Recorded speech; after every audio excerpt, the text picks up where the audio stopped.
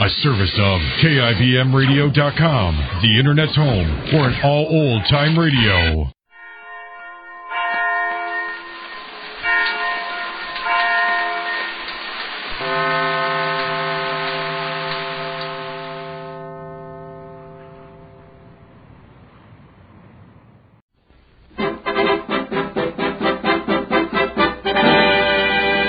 Jerry, at Fair Oaks.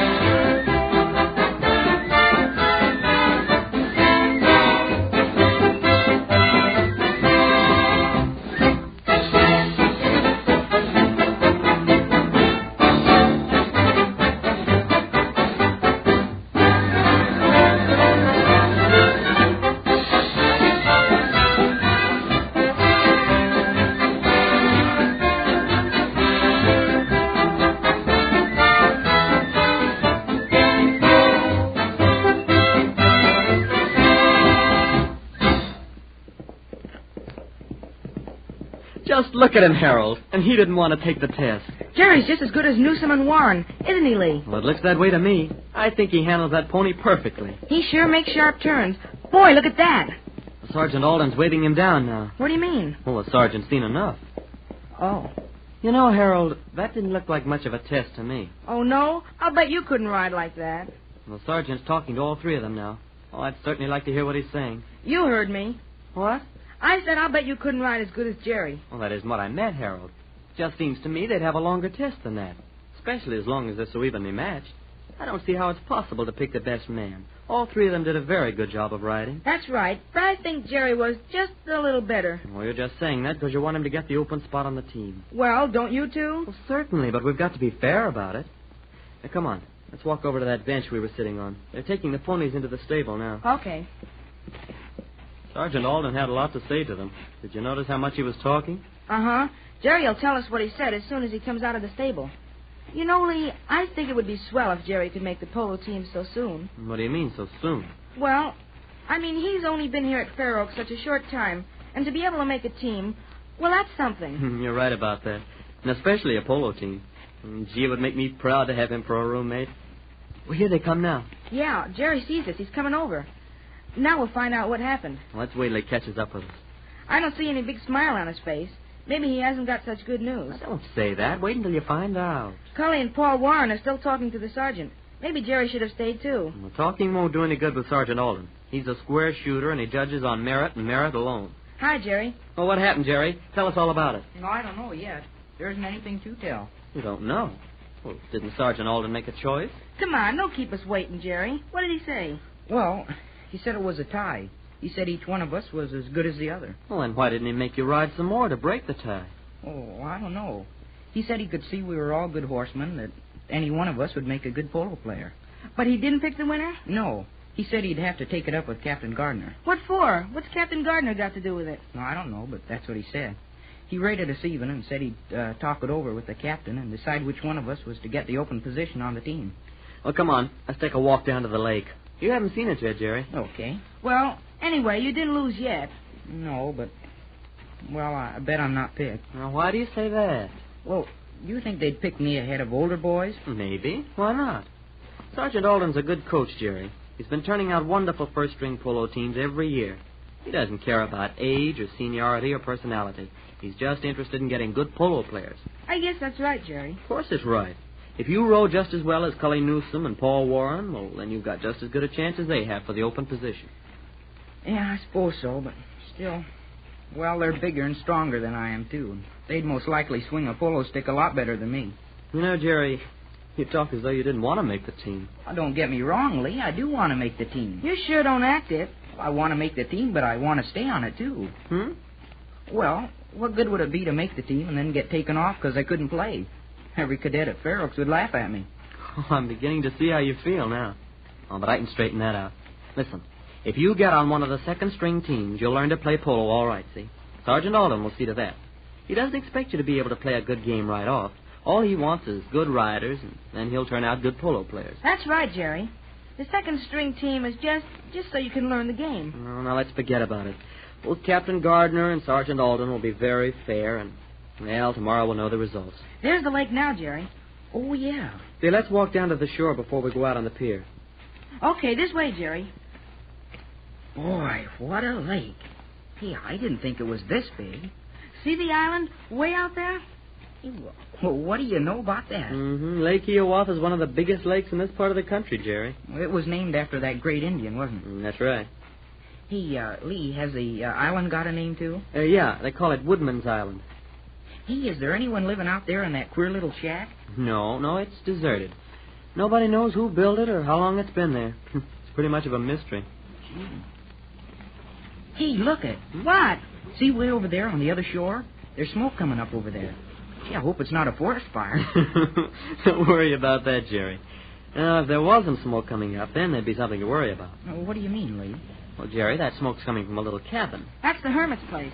A hermit? No, not exactly, no. An old soldier lives out there, all alone. Every evening about this time, he builds a fire in his fireplace as regular as clockwork. Oh. But what do you mean if there wasn't any smoke, we'd have something to worry about? Well, he's pretty old, Jerry. Not any too active. But as long as there's smoke coming from his chimney, we know he's all right. Oh, I see.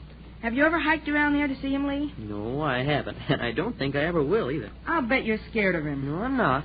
But as long as he doesn't want company, why bother him? Well, I should think he'd get lonesome out there all alone and like to see someone once in a while. Well, it's a long story. Old Grumpy used to be friendly years Grumpy? ago, but... Is that his name? No, but that's what they call him. Because he's so cross and mean all the time. Hey, let's go this way now. We'll go out on the pier. Okay. But go ahead. What were you saying about Grumpy? Oh, yeah. Well, it seems that when he first settled here on the shore of Lake Hiawatha, he built an old shack right over there near the stable. He lived there until just a few years ago when they built the new stable and paddock. I think I know what you mean. He was kicked off. No, I wouldn't put it that way, Jerry. He was asked to leave. After all, he didn't own the property. He'd had free rent for years. Maybe he got mad because he couldn't take his shack with him. Well, he did get upset, but Major Davis was awfully good to him. He hired a couple of men to help him move his belongings, and then he gave him money to buy lumber to build a new place, and even sent a good carpenter out there to help him put up a decent cabin to live in. Well, and what's he grumpy about? Well, I guess he just didn't like the idea of being asked to move. At any rate, he's never given any of the cadets a very nice welcome when they've gone out there. Does he ever come over to this side of the lake? Sure, I guess so. Yeah, he comes over into Fair Oaks once a month or so to buy provisions and get his check. His check? Yeah, he gets a small pension check from the government. That's all he has to live on. No, I was wondering where he got his money. Well, what do you think of the view from here, Jerry? Boy, this is nice, isn't it? Do you know the water's over 10 feet deep out there at the end of the pier? Really? Sure, isn't it, Lee? That's right. Well, there's the boathouse back there. Oh, yeah. And there's the racing boats. The shells, Jerry. Oh, is that what you call them? I'd sure like to row one sometime. Can you row? Oh, a little. Boy, maybe you can make the plebe crew. Wouldn't that be keen? I don't know about that. Jerry's pretty light to have much of a stroke. But say, I'll tell you what. You'd make a grand coxswain, Jerry. What's that? Well, that's the man that sits in the back and does the steering and gives the orders. Oh. Well, don't you have to work up to a job like that? Seems to me you'd have to row first before they'd let you be the boss. No, Jerry. Coxswains are picked because they're light and they won't weigh the shell down too much. You would be good for that job, Jerry. Why don't you see about it? Maybe I will. Yeah, I'd like that. Well, first we'll see how your chances are to make the polo team, huh, Jerry? Yeah, one thing at a time. That's right. Look, here comes a boat. Way around the bend. See it? No, where? Look now. Right out there. Way out. See it? Oh, I don't see it either. Oh, yeah, I see it now. But I don't see how you can tell which way it's headed, Harold. I didn't say I mean what way it was coming. I just said, here comes a boat. Oh. I wonder who it is. It's traveling pretty fast. How many boats do you think there are in the lake, Lee? I don't know exactly. Guess about 50 besides the boats here at school. Who else owns the boats on the lake? Oh, a lot of folks from the town of Fair Oaks. There's a regular little harbor around the bend. That boat is coming this way. See? See, I believe you're right. Sure it is. You can tell by the waves. It's an outboard. Hey, maybe it's Captain Gardner. Has he got a boat? Sure. Quite a few of the instructors have. Captain Rowland owns a speedboat, one of the fastest on the lake. He's the crew coach, Jerry. He's the one to see about that place in the crew. Say, it is Captain Gardner, and Mrs. Gardner's with him. Now you'll get to meet Mrs. Gardner, Jerry. Hey, come on, let's get over to the other side of the pier and help them dock. Say, are we allowed out here? Certainly. You're never off limits any place down by the lake during free periods. Except during crew practice. You're not allowed in the dock then. Oh, yeah, I forgot about that. Here they come. Yeah, and they see us. Yeah, Mrs. Gardner's waving at us. Right over on this side, Jerry. This is where they tie up. Okay, I'm right behind you. Come on, Harold. Okay, now, let's wait right here. All right. Hey, that's a keen little boat, isn't it? Mm-hmm. And Captain Gardner gets a lot of enjoyment out of it. He's out in it every chance he gets. Say, when they pull up, I'll grab the rope and pull the bow in, and you fellas get the stern, huh? Okay. What's this, the Naval Reception Committee? Careful, Harold. Don't lean out too far. Yes, ma'am, I'm watching. Give me your hand, Lee. Yes, sir. That's it, easy now. Pretty near there. Yep, there we are. Oh, hello, Linwell and Dugan. Hello, sir. Help Mr. Gardner out of the boat, Lee. Yes, sir. Never mind covering the boat. Kirk will take care of that later. Yes, sir. Well, so this is Jerry Dugan. I've been anxious to meet you, Jerry. I've been anxious to meet you, too, Mrs. Gardner. We'll see a lot of each other starting tomorrow. Your arithmetic tests were very good. You'll be in my class every morning. I'm sure glad of that. Tell me, how have you been getting along? Oh, just fine, thank you. I'd like to have you come over to our quarters some evening, Jerry. Both Captain Gardner and myself would like to hear some of your experiences with the circus. That's right, Jerry. You promised me we'd have a talk sometime. Well, I think it's safe to say you've been a fairly busy boy these past few days. Yes, I have. Well, we'll just have to let you get settled first. But don't forget, you've been invited, and any night you want to get out of the study period and visit with us, I'll arrange it. Excuse me, sir. Oh, yes, Lee. Jerry took the riding test this afternoon for polo. Oh, yes, I'd forgotten about that. How'd you make out? Well, Sergeant Alden said all three of us were good, and he's going to talk with you about making a choice. Why, Jerry, I didn't know you were a horseman. Oh, Jerry rode with the circus. Well, now, isn't that fine? Who were the other boys? Cadets Newsom and Warren, sir. Well, I'll see what Sergeant Alden has to say, and we'll pick the right man. You know that, don't you, Jerry? Yes, sir. You boys going to stay here at the lake for a while? Yes, sir, I believe we will. Well, I'll see you in the morning, Jerry. Yes, ma'am. Goodbye, boys. Goodbye. Goodbye, Miss Gardner. Goodbye, Goodbye, Captain sir. Gardner. Well, it's all set, Jerry. What do you mean? That open position on the polo team. Captain Gardner likes you, Jerry. You don't have to worry about not being picked. It's a cinch.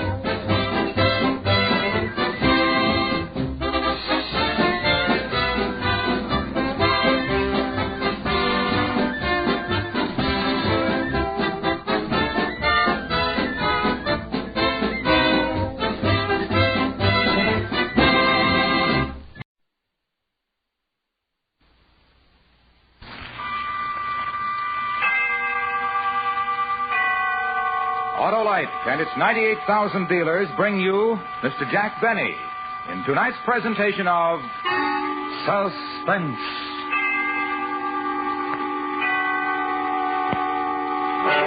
Tonight, Autolite presents a story about a man who worked for 30 years to prepare a most unique personal retirement plan. The story is called A Good and Faithful Servant. Our star, Mr. Jack Benny.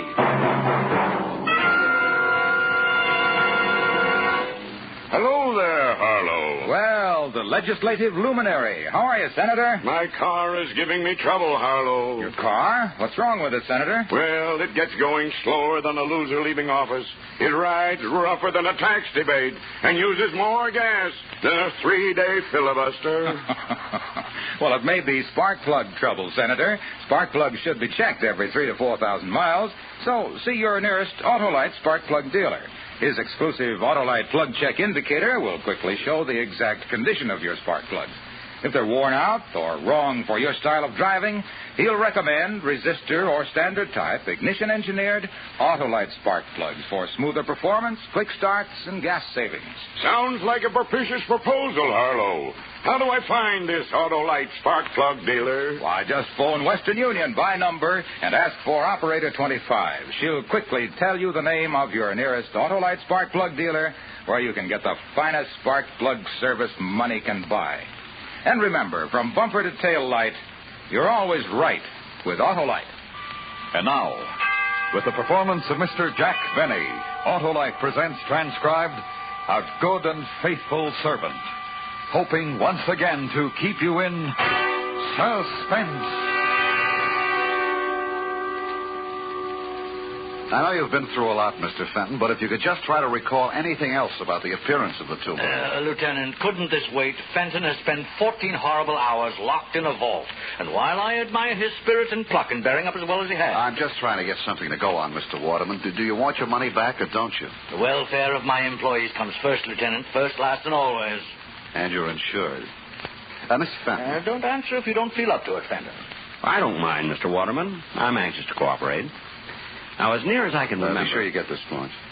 As near as I can remember... Of course, I had only a flash before they forced me into the vault. Yeah, we understand, Mr. Fenton. I had the impression of one being tall, but not too tall, and the other one was shorter. But not too short. Exactly. And they were wearing masks, rubber masks. One had a Lionel Barrymore mask, and I think the other was Dick Tracy. It was quite a shock to see him. Aha. The Brinks Gang, Lieutenant. The Brinks Gang to a T. Maybe. Mr. Cartwright, would you come over here, please? Mr. Cartwright, is it the practice to keep large sums of cash on hand overnight at the store? Well, yes, the store does a tremendous cash business, Lieutenant. Tremendous. And yesterday was dollar day. Thank you. Mr. Cartwright, how did it happen that Fenton was alone in the cash room when the bandits entered? Did he customarily close the vault for the night? Well, not customarily, no. When I'm unavoidably called away from the store... Does this happen often? Well, very seldom, Lieutenant. Very seldom. But it happened yesterday. And two men walked in, put you in the vault, and walked out with a big hunk of money. At precisely 5:56. Mr. Cartwright opened the vault this morning at 8:02. Correct, Lieutenant. We won't know how much they got until I can make an audit. And if there's any question, Lieutenant, of corroborating Fenton's story, I need only to say that he's been with Waterman's for 30 years, a good and faithful servant. More exactly, Mr. Waterman, 29 years, 11 months, and 29 days. I was due to retire tomorrow before this unfortunate circumstance arose, Nonsense, Fenton. You'll retire tomorrow. And if there's any question, Lieutenant, of Fenton's character, his honesty, his devotion... Yeah, sure. You can go home, Mr. Fenton. Better get some rest. If you want to duck the reporters, go out this back way. Well, what do you think, Mr. Waterman? Entirely up to you, my boy, entirely. But in these days of doubt, of confusion, and dishonesty in high places, I believe your simple story of courage and devotion to duty will be an inspiration everywhere. Mr. Waterman, I am ready to face the press.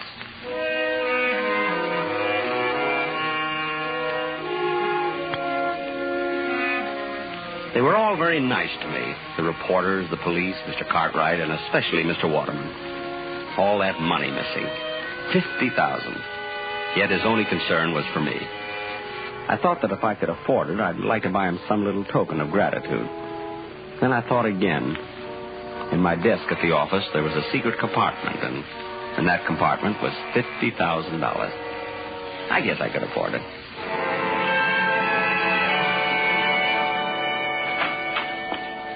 Yoo-hoo! Mother, I'm home. Good morning, Harold. I hope you haven't had breakfast. I've kept it hot for you. You're not going to ask me how it went, Mother? Oh, I heard over the radio. But I wish there'd been some way of doing it that it wouldn't have kept you out all night. Oh, I wasn't out all night, Mother. I was in a vault. I know you were, Harold. And if you keep on, you're going to end up with that same sinus strip your father used to have. Oh, Mother, it was a perfectly dry, warm... Oh, never mind. Eat your cereal, Harold. You'll feel better. Mr. Waterman told me to take the day off, Mother. I'm not going in until tomorrow. That was certainly big of him, after all you've done for them. How much did you get? $50,000. It's in my desk at the office, in the drawer with the false bottom. In your desk? Will it be safe there, Harold? Well, no one will be looking for it. Harold, you don't think you'll have any trouble getting the money out of your desk? I think things will work out all right. See, according to my plan, Harold, you see, I told you from the beginning you weren't strong enough for this type of thing.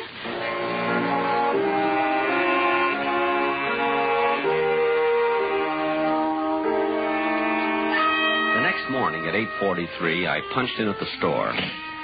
Figuring 308 working days a year, that made 9,240 punches. It was a little strange to think of this being my last. I walked through the store to the elevator, past lingerie, ladies' gloves, and perfume the way I always went. But this morning was different. People looked up when I passed. They spoke to me. They knew who I was. Even the brunette in perfume smiled at me. I almost stopped, but I couldn't think of anything to say. In the elevator, one of the girls asked me how I felt. Still scared, I said, and they laughed. They wouldn't have laughed any harder for Mr. Waterman. I got out at 8, my floor, and as I went into my office, Miss Prentice, Mr. Cartwright's secretary, looked at me. 23 months and 2 days she'd been looking at the top of my head. But this morning, she looked at me. And she smiled. I guess I smiled back. Good morning, Mr. Fenton. Good morning, Miss Prentice. It wasn't much, but I felt it could have been a start. I was almost sorry this was my last day. Fenton, did you hear me? Yes, Mr. Cartwright. I heard you, Mr. Cartwright. All right. A big workload piled up yesterday when you took off, and we haven't anyone new coming in till tomorrow. Not that I want to overload you on your last day. An honest day's work for an honest day's pay, Mr. Cartwright. Oh, good. I'm still trying to find out how much was taken in the holdup, so you're on your own. I think I can tell you almost to the penny, Mr. Cartwright. I'll make my own check. And now about the work Oh, good morning, Mr. Waterman. I was just, Well, Fenton, back at the old desk, eh? Well, I just didn't feel right away from it, Mr. Waterman. Hey, I got a surprise for you this afternoon, Fenton. Going to make a little ceremony out of your retirement. A ceremony? Good for store morale. Right, Cartwright? Oh, absolutely, Mr. Waterman, absolutely. And about that request of yours you made last week, Fenton, I wouldn't be a bit surprised if we can swing it. Oh, you're too kind, Mr. Waterman. Oh, my boy, when you work for Waterman's 30 years, you've got something coming to you. No. Really?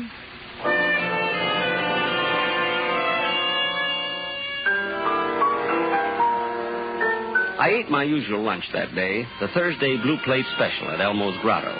70 cents plus the usual 10% tip. 7 cents. With the usual 20 minutes left in my lunch hour, I headed for the park with a nickel bag of peanuts. The squirrels were going to miss me. No, Mr. Waterman. You've had 3 already. Give Mr. Cartwright a chance. Sit up, Mr. Cartwright. Sit. That's it. That's it. Excuse me. Would you mind if I join you, Mr. Fenton? Why, Miss Prentice. Of course. Of course not. Sit down. Thank you. Move over, Mr. Waterman. He does look a little pompous, doesn't he? Which one is Mr. Cartwright? There, with the small mustache. He bites. And, is there a Miss Prentice? Well, there is, but I believe she is, Nesting? Well. How long have you been feeding them, Mr. Fenton? They seem so friendly. 30 years, Miss Prentice. My favorite animal. You give a squirrel a nut, and does he eat it? No. He runs away and stores it in a hole. We could all benefit from their example. And now that you've stored your little nest egg, you're retiring, Mr. Fenton. Well, you might say that, yes. You're quite a fascinating character, Mr. Fenton. Me? I'm sorry I didn't know you sooner. You know, the whole store is talking about your ordeal in that vault. Oh, it wasn't so bad. In fact, I've always rather liked the vault. What an odd thing to say. Well, chacun est son goût, Miss Prentice. That's French for each to his own taste. Oh, you've been abroad, Mr. Fenton. Me? Oh, my goodness, no. Oh, but you will now that you're retiring. No, I've got my eye on a little cottage by a lake and woods. Lots of squirrels there. And no time clock. You and your wife? Mother. Oh, I hope you get it, Mr. Fenton. Thank you, Miss Prentice. I wonder what the robbers are going to do with all that money. I wonder. 5-1. Shall we go back and punch in, Miss Prentice?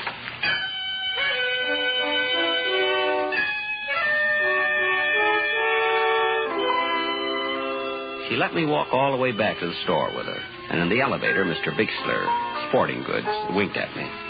Funny, for 10 years I'd had the feeling Mr. Bixler didn't like me.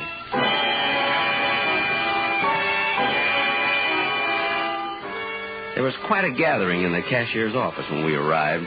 All the executives from Mr. Waterman's down, and the editor of the store paper wandering through Waterman's. I'd sent an item to him last summer. Mr. Fenton of Cashier's Department spending his 2-week vacation at home. But he never printed it. Well, come in, Fenton. We've been waiting for our, shall we say, guest of honor.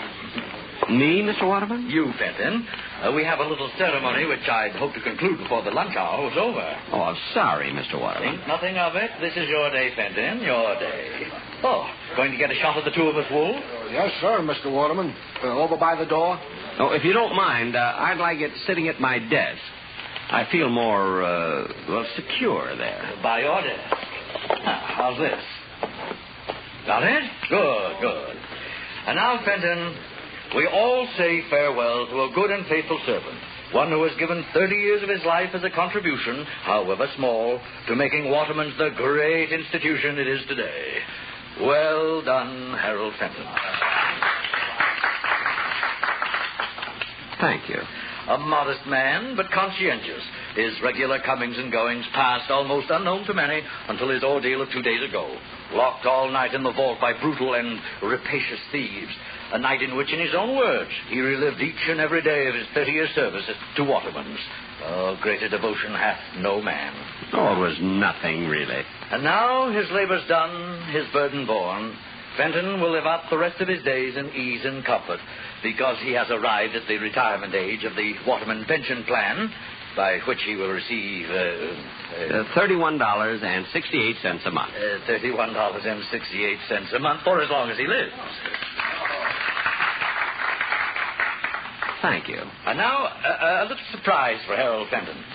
A week ago, in a letter to me, our good and faithful servant asked that on his retirement he be given permission to purchase for his home his old desk. Well, actually, Mr. Waterman, I don't know what I'd do without it. Oh, frankly, I put in a lot of thought on this simple request.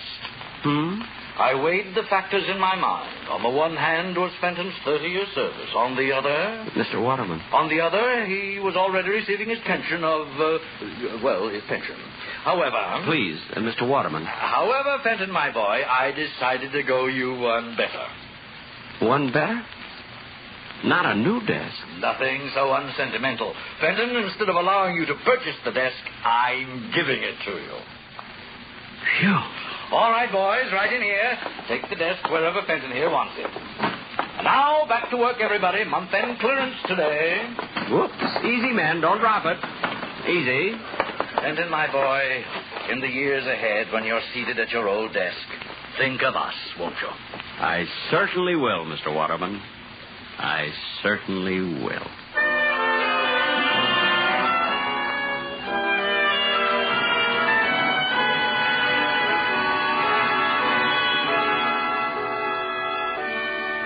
Autolite is bringing you Mr. Jack Benny in A Good and Faithful Servant. Tonight's presentation in radio's outstanding theater of thrills, Suspense.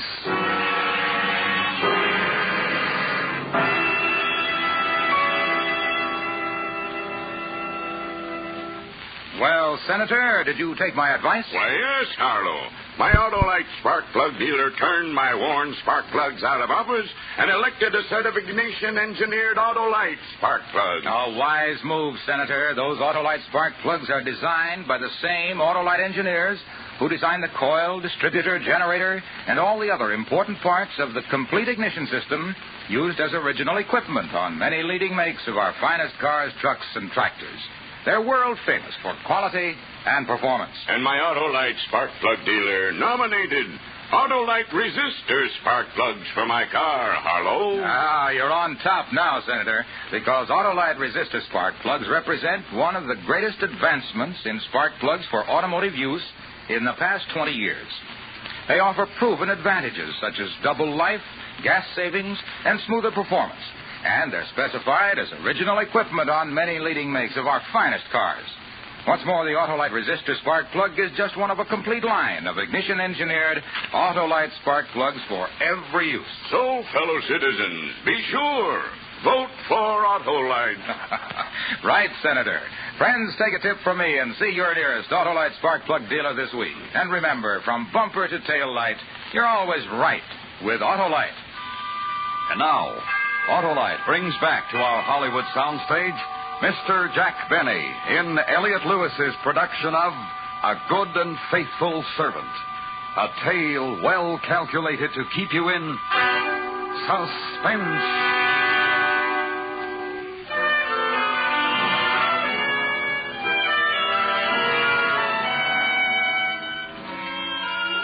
Retirement agreed with me. A walk to the park to see my friends when I felt like it. A leisurely lunch at Elmo's Grotto when I felt like it. And with Anita Rose, a little gardening. Mother and I were very happy. You've done enough for one morning, Harold. Your back will go out again. All through, Mother. Just cleaning off the spade. What were you planting this morning, Harold? Mother, if anything should happen to me, knock wood. Knock wood. Right in between the beets and the radishes, there's a very rich patch of dirt. Son, aren't we going to get our little cottage by the lake? I have to go in town today, Mother. I might just inquire around. Oh, good. You know, Mr. Waterman is really a very sweet man. The Waterman pension plan. I just wish I could tell him how happy it's made me.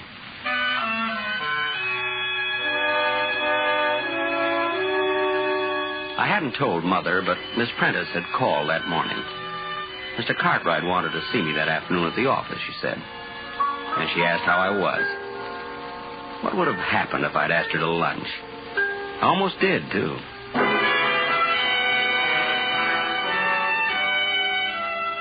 In the cashier's office at the store, Miss Prentice smiled when she saw me, and I smiled back.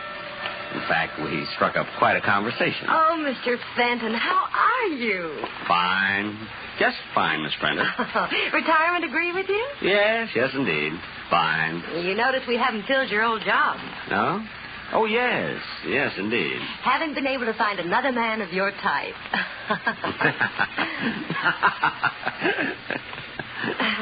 Well. Is that you, Fenton? Come on in here.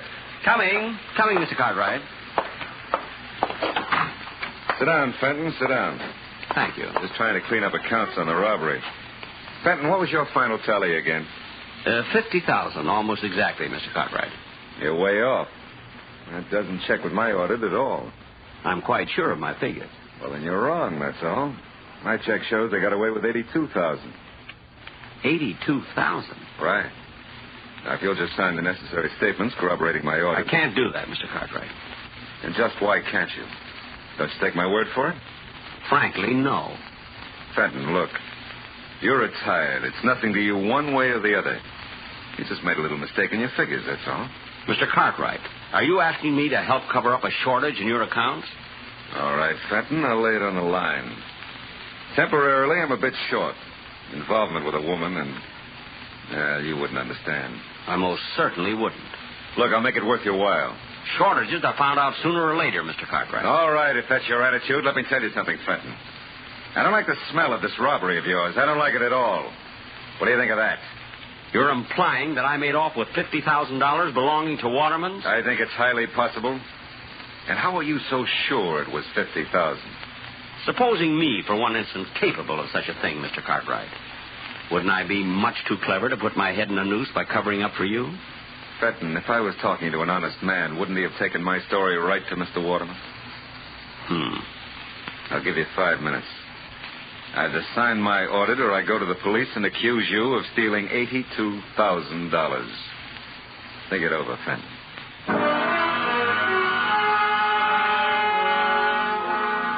No question about it, Mr. Cartwright's dishonesty might be a bit awkward for me.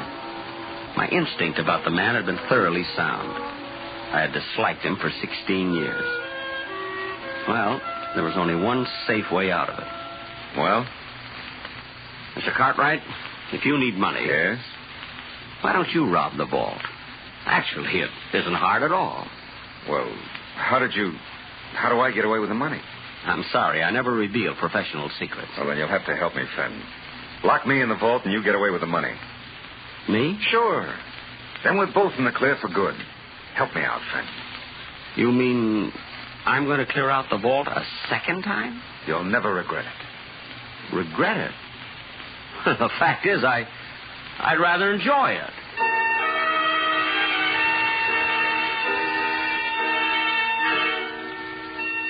We settled on the following Friday. Friday nights, the store stayed open till 9, and they were having a big white sale that day. The money was already stacked on Mr. Cartwright's desk when I got there. It was a juicy haul.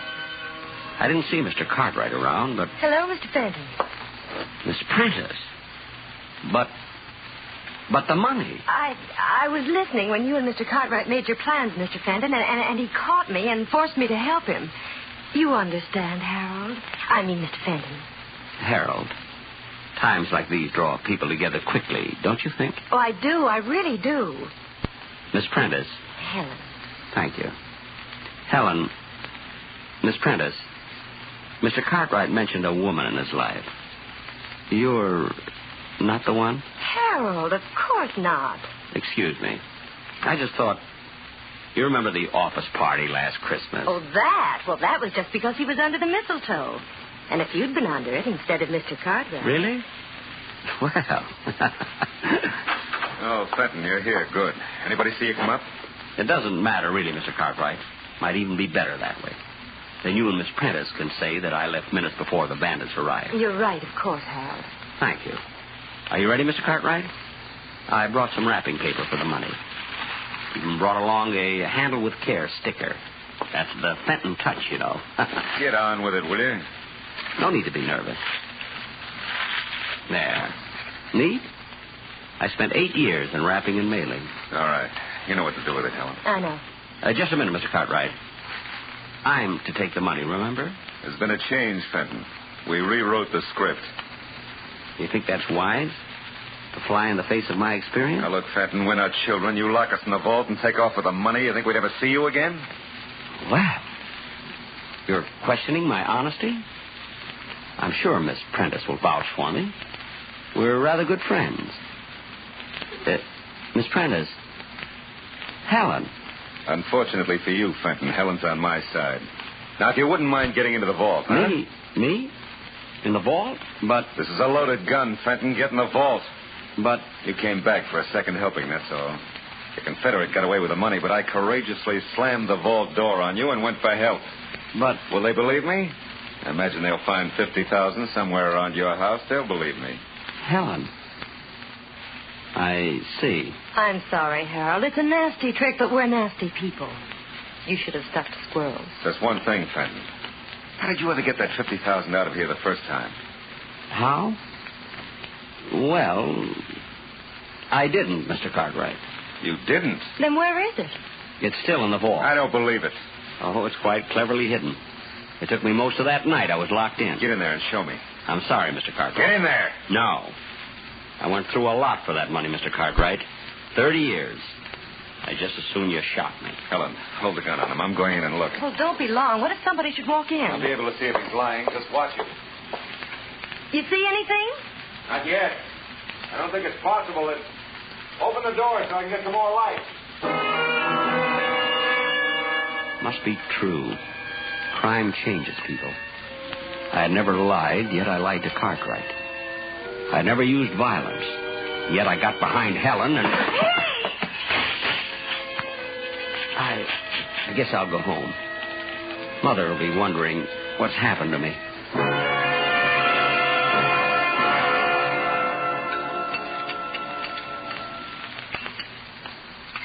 Some more cereal, Harold? I don't think so, Mother. Thanks. What time is it? 8:10, son. Well, they would have opened the vault at 8 this morning. The police should be here any minute. Are you sure those two will implicate you, Harold? It seems likely, Mother. The gun would be hard to explain. And I think Miss Prentice will turn on Mr. Cartwright after a night in the vault. Yes, she's just the type. I'm sorry, Mother. I guess I just don't know much about women. It's all right, son. You think they'll be hard on you? Not very. I haven't spent any of the money. The insurance companies always look kindly on such cases. There they are. Harold, how long? 2 years, Mother. Maybe less. Maybe even 1. It's still a long time. A long time? After 30 years in Waterman's? Hardly. I'll get the door.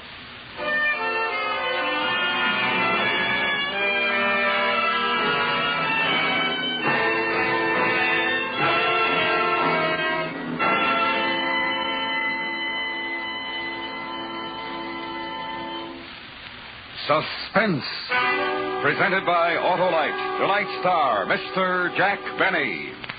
This is Harlow Wilcox speaking for Autolite, world's largest independent manufacturer of automotive electrical equipment. Autolite is proud to serve the greatest names in the industry. They are members of the Autolite family, as are the 98,000 Autolite distributors and dealers in the United States and thousands more in Canada and throughout the world.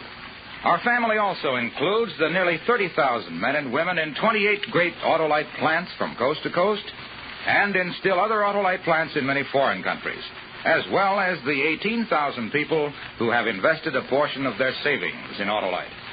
Every Autolite product is backed by constant research and precision built to the highest standards of quality and performance. So remember, from bumper to tail light, you're always right with Autolite.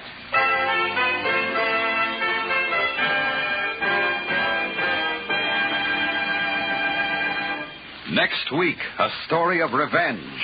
The desperate effort of a murderer to destroy the man who had committed him to prison. The story is called Concerto for Killer and Eyewitnesses. Our star, the director of Suspense, Mr. Elliot Lewis. That's next week on Suspense. Suspense is produced and directed by Elliot Lewis, with music composed by Lucian Morowick and conducted by Lud Gluskin. A Good and Faithful Servant was written for Suspense by Richard M. Powell.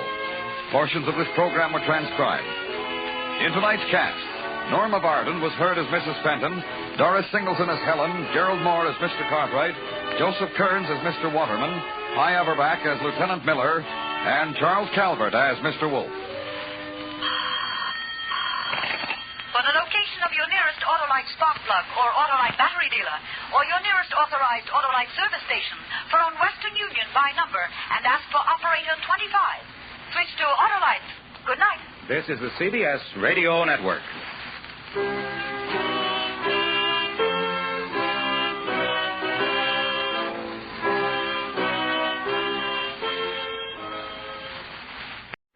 There is a city by Lake Michigan where I was born and schooled.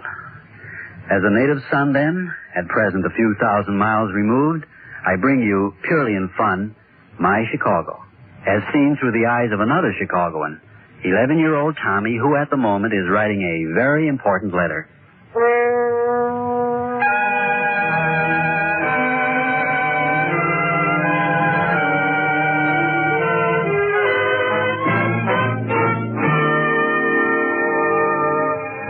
Dear Sweet Santa, this letter because my teacher, Miss Rogers, says that if all the children in our room write letters to you Chinese children, we will have understanding between nations, which is a very good thing.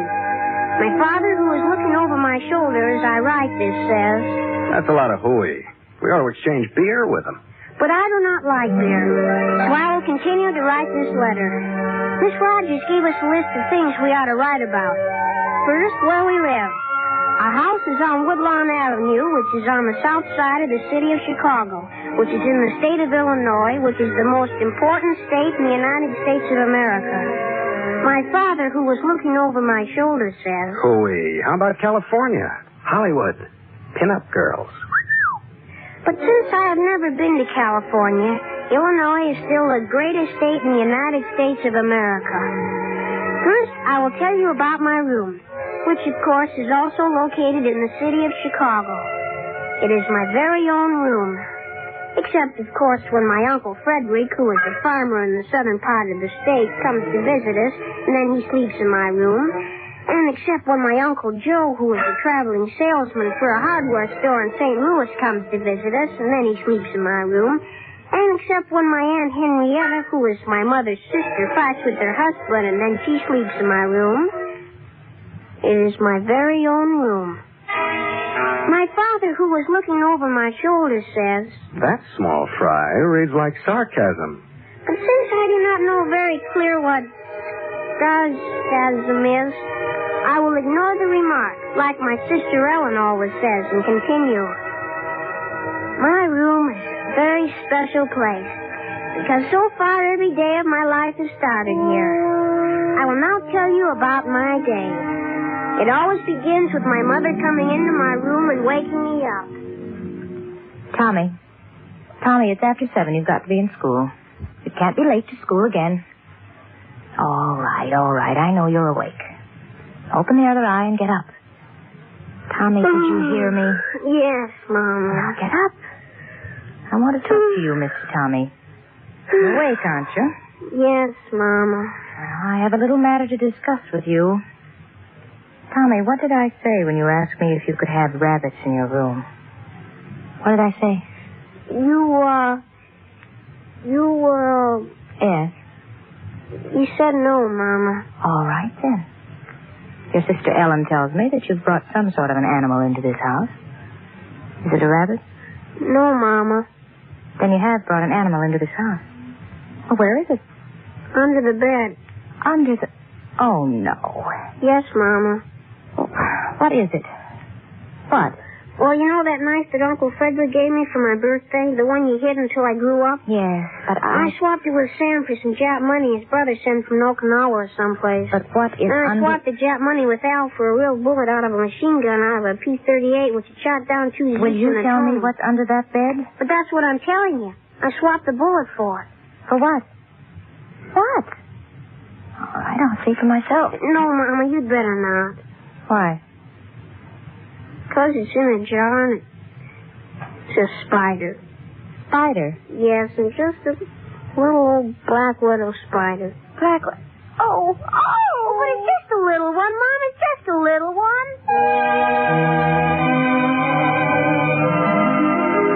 Next, my teacher, Miss Rogers, says you would be interested in knowing about people in Chicago. There are many people in Chicago. My father, who is looking over my shoulder, says... That is a brilliant remark. I do not think that is a very brilliant remark, because there are many people in Chicago. First, there is my mother, whom I have already told you about. Second, there is my father, who is looking over my shoulder, who is my mother's husband. That is another bright remark. And there is my sister Ellen, who is older than I am and very silly like all women are. That is the brightest remark. And there are my aunts and uncles and cousins, and all my grandmothers and grandfathers are dead. There is my teacher, Miss Rogers, who is very old, because once she met Woodrow Wilson, who was a president about whom they made a moving picture all in color. My father, who was looking over my shoulder, just said... Oh, immortality, where is thy technicolor? Which I do not understand. And then there are the people with whom I play at school. My best friend Fatso, Joe, and Freddie, and Billy, and Jake, and Arnie. Only they are not people being only kids like I am. I just about run out of people except the policeman and fireman, the man who fixes our refrigerator, and the garbage man, and all the cops and detectives and gangsters who are in jail, and old Miss Rapapple. Only that isn't her name, but it's the only way I can say it. She's the smartest lady in all Chicago. And who owns the candy store near our school where all we kids buy our candy and ice cream, which is one of the 7 basic foods and very good for young children. Oh, it's you again. Yes, Miss Rapapple. Business? Yes, Miss Rapapple. Such politeness indicates only one thing. You haven't got any money. No, Miss Rapapple. When will you pay me? Saturday. Prospect? Gonna clean the weeds off the hardware man's back lot. Salary? 6 bits.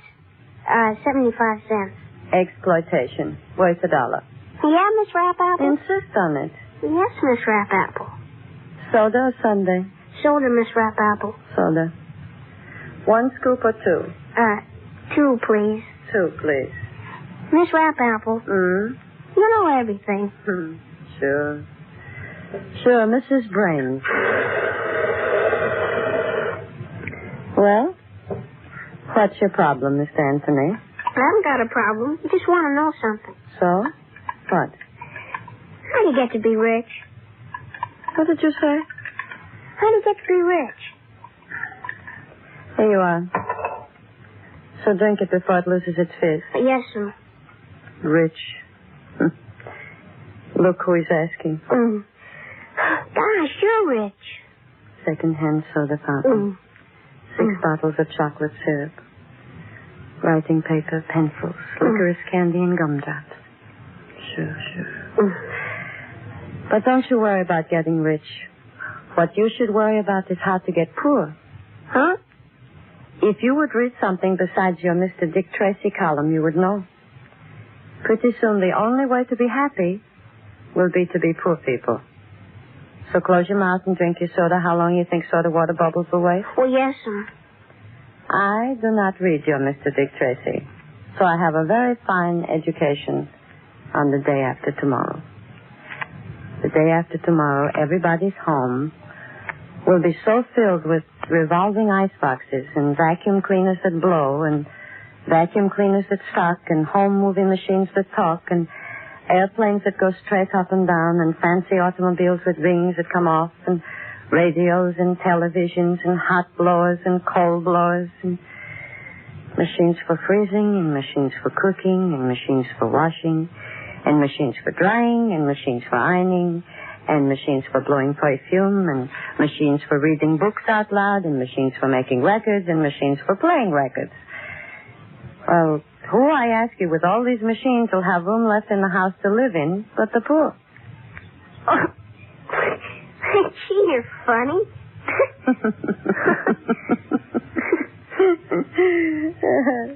I am funny.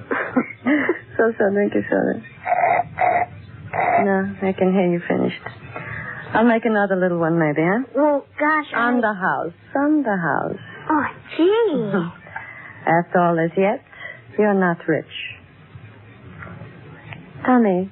Yes, Miss Rapapple? Don't worry about being rich. What I was laughing about before, inside the small joke, was a very large truth. The fancy automobiles and the airplanes that go straight up and down and the televisions and the cold freezers and the washers and the dryers, they're very nice. It should be that everyone should have them. But what is in your house is not so important as what is in your heart. So what'll it be now, 1 scoop or 2?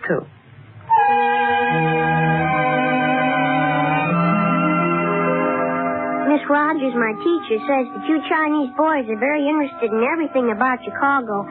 She said I should write to you about historical places and streets.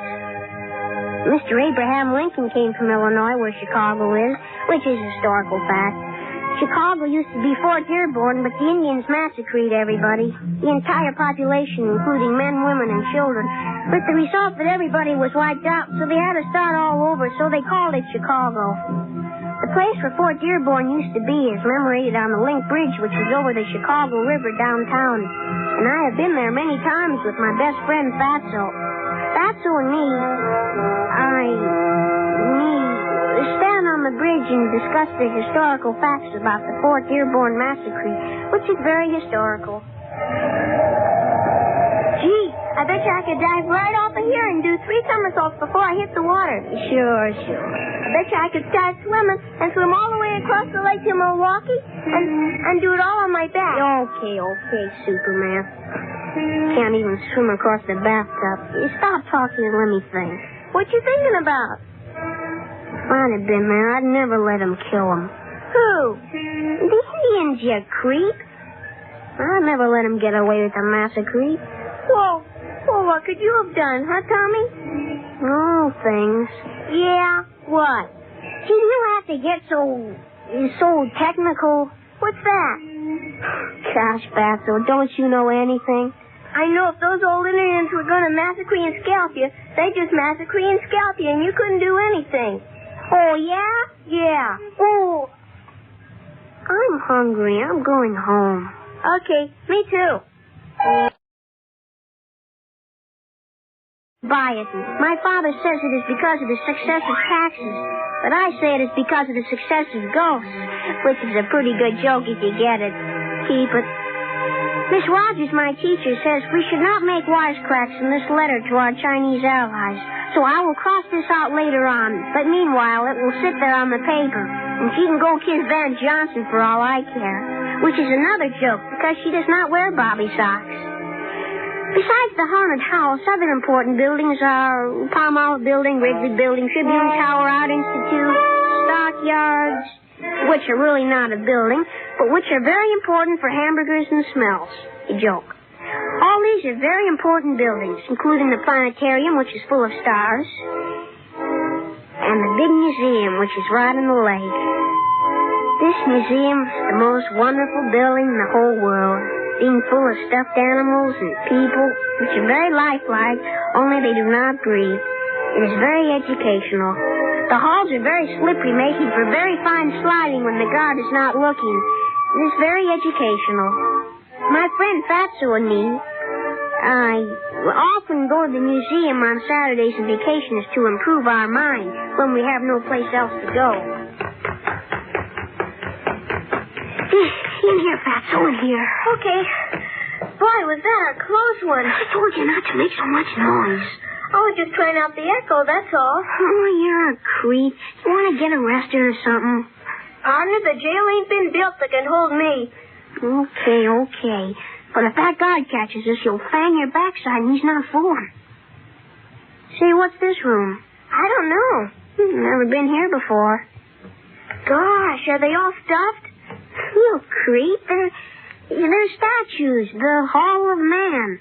Hey, look at this one. Yeah, that's a Ubangi. Don't give me none of your lips, sister. Boy, is she a mess. Hey, look at this one. Oh, it's just like old Mr. Spinelli. Southern Italian. That's what Mr. Spinelli is. Look at this one. He's like Mr. Goldberg. Yeah, I'm Mr. Goldberg. Look at this one. He's an Indian. Hey, look at this one, a Chinaman. This one says Australian Bushman. Yeah, and here's one like Mr. Brumsky. Gosh, look at all of them. All different kinds. Sure, a lot of people in the world. Yeah. Gee, I'm glad I'm me. Me too. Look at that one. Hey, how do you think it feels to have skin like that? Huh? Skin like that. How does it feel?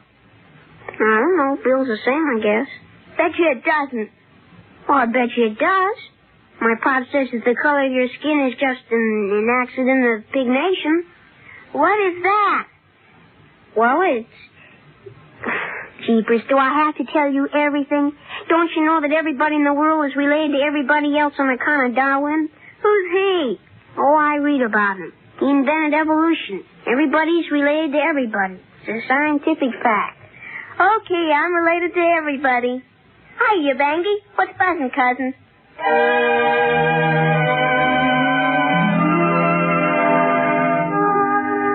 Well, Treeson, I have now told you practically everything there is to tell you about Chicago, which is a good job well done. I will now break my arm patting myself on the back. Also, the pen is out of ink. Oh, excuse me, please. I think I hear... Hey, Ellen? Ellen? Hey, Hey, sis, is that you at the icebox? You like you let her mind your own business. Now, you leave me a piece, you hear me? You leave me a piece. Maybe I will and maybe I won't. Dear Tweesen, you'll have to excuse me now because my sister Ellen is at the icebox where the chicken we had left from dinner is, so I'd better get out there before she eats me out of house and home. My teacher, Miss Rogers, says to be sure we didn't leave anything out, so I'll close by saying that Chicago also has Lincoln Park, very large lake for swimming and drowning, only they have lifeguards, and there's Wrigley Field and Sox Park, which are full of baseball, only I am like my father and I'm a football man, and Jackson Park, and department stores, which are very large grocery departments, where they used to give away free samples, only not to kids, and Soldiers Field, and a very good fire department, which could have stopped the big Chicago fire, only all these firemen were children when it happened, and lots and lots of people. Chicago's full of people. One of these people, like I said, is now in the kitchen at the icebox, so I will sign off. I am sure with what I have told you about my Chicago, if you should ever come here, you would be able to find your way around.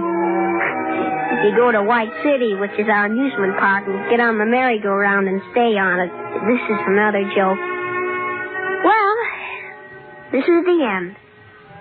Yours, cordially, sincerely, and very truly yours, your obedient servant, Thomas J. Jones. P.S. There's something I forgot to tell you. My Chicago is the biggest, best city in the whole world. I know, because I've lived here all my life. In case you come visit us, our house is the second from the corner. My father's back again looking over my shoulder, and he says, Add RSVP. I will now do this, RSVP. That is my father's idea. I am your pal. That is my own idea. This finishes my letter. I hope I have now brought understanding between nations, which is a very good thing.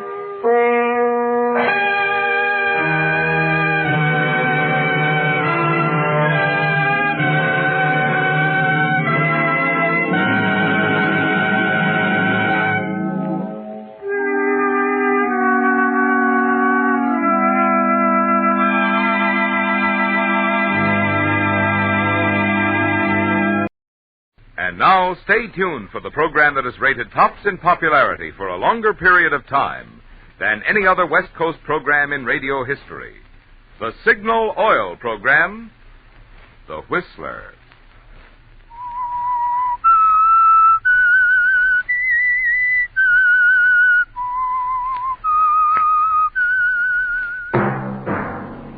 Signal, the famous Go Farther gasoline, invites you to sit back and enjoy another strange story by The Whistler.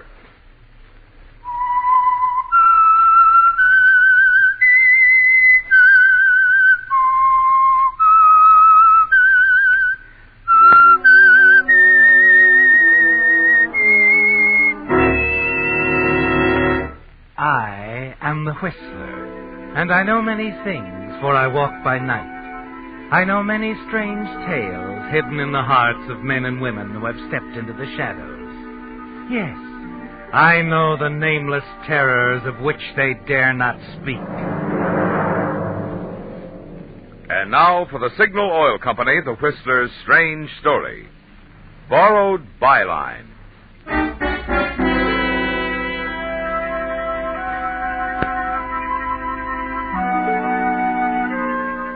The trip from Calcutta to Hong Kong had been hot and dull, and Craig McKelvey was glad when the slackening of the ship's engines told him they were moving through Laiman Pass into Hong Kong roads. At the railing outside his stateroom door, he could see the lights of Victoria rising from the jam-packed esplanade to the luxurious villas high up on the peak, and off to the starboard other lights marking Kowloon Point on the mainland. He was glad now that he'd taken the bull by the horns and come here. Calcutta was a fine place for a year, even 2, but 6 years had been too much. And when the opportunity for some quick money had come, he decided to take it and come to Hong Kong, orders or no orders. 5 minutes after the gangplank had been lowered to the dock, there was a knock at his stateroom door. Craig McKelvey smiled as he turned to open it. Solandrum hadn't changed a bit. Still as prompt as ever. Well, Alphonse Solandrum. Good evening, McKelvey. Nice to see you again. Yes, indeed.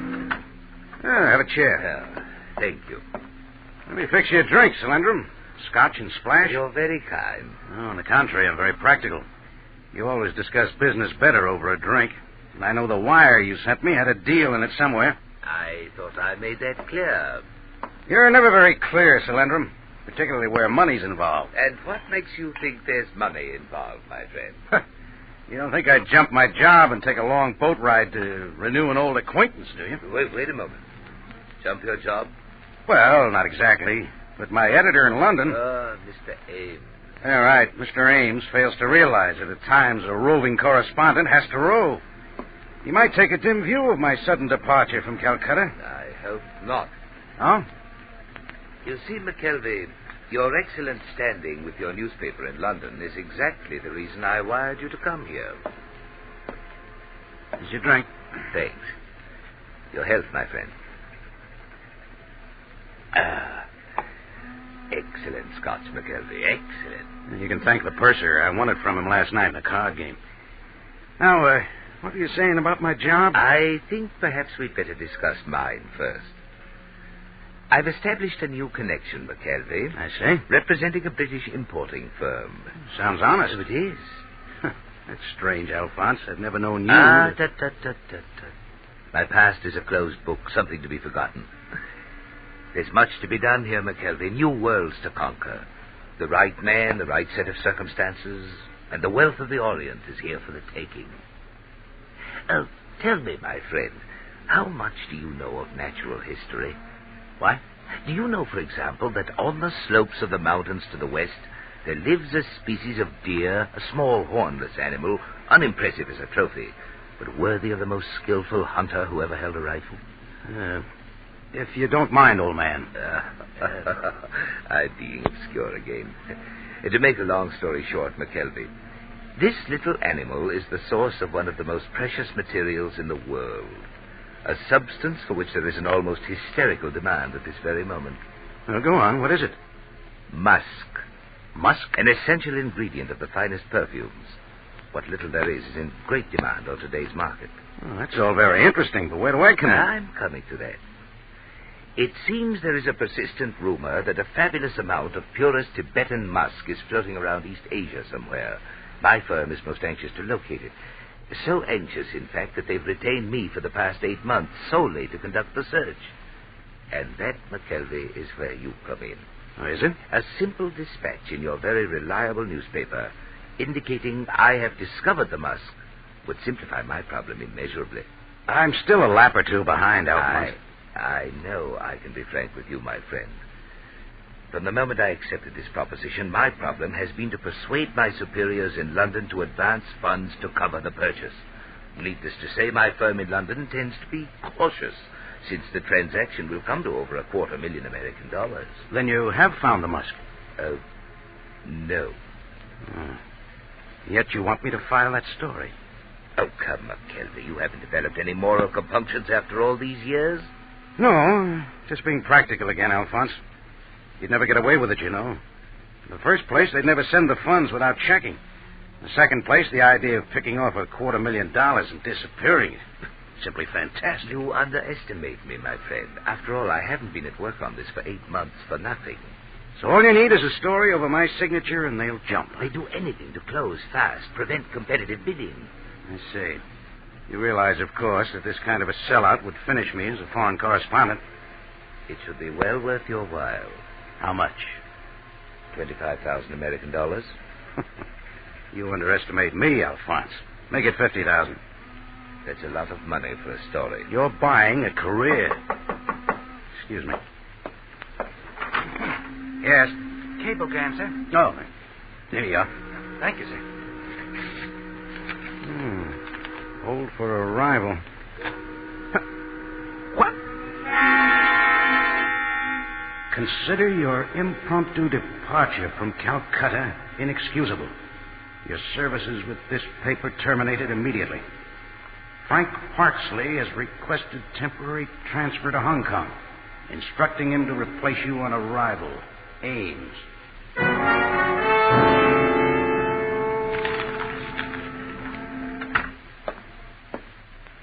Anything interesting in your cablegram? Oh, nothing much. It was from Ames. Just another raise. That's very fortunate. Your reputation with your paper must remain unimpeachable, McKelvey, until the story is filed. Yeah, I realize that. Now, how about the price?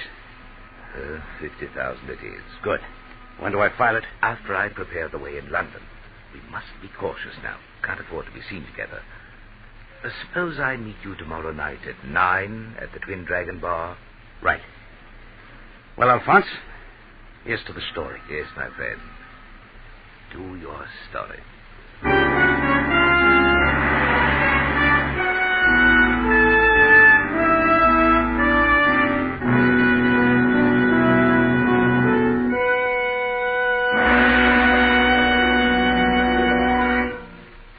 The high-compression engines of many of today's newer cars are designed to perform best on a premium-quality gasoline such as Signal Ethyl.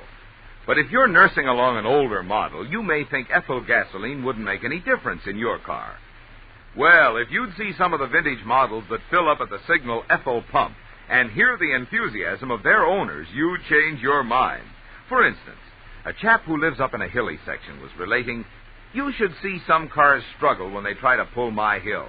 But with Signal Ethyl, my 41 model walks right up in high."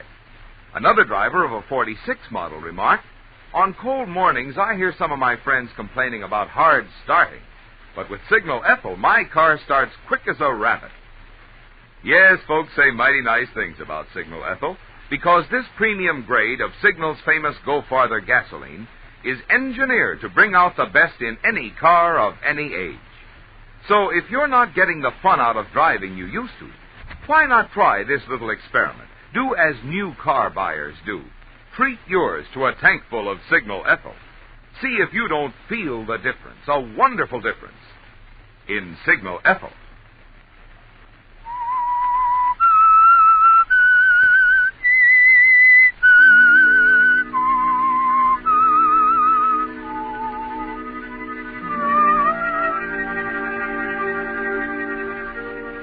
It's strange, isn't it, Craig? At the very moment it became clear that your position with the paper in London meant everything to you, with Alphonse Salendrum sitting there in your stateroom ready to pay you $50,000 for that false dispatch. The crushing wire from Ames discharging you arrived to change it all. You realized, of course, that Salendrum must never know about it. And even as you tore up your editor's message discharging you and turned to Salendrum, you were trying frantically to think of some way the story could be filed and published the following day in London. Salendrum's gone now, and you sit alone in your stateroom for a long time thinking. You remember that no one knows you in Hong Kong. Decide for the time being it has to stay that way. A few minutes after leaving the ship, you check in at a nondescript waterfront hotel. You've never been one to apologize, Craig, but this time it's got to be. You hurry down to the cable office, scribble the message out, and hand it to the clerk. Let me see now. Timothy Ames, Fleet Street. Can't believe you're serious. Came here on tip. Underground movement very active in southern China. Know you will allow me time for full report. McKelvey.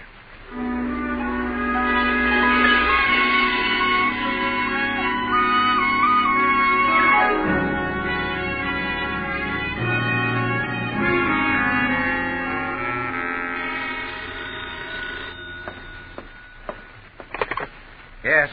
Mr. McKelvey? Yes, speaking. We have received a cable for you from London. Oh, would you please read it? Repeat, you are relieved immediately.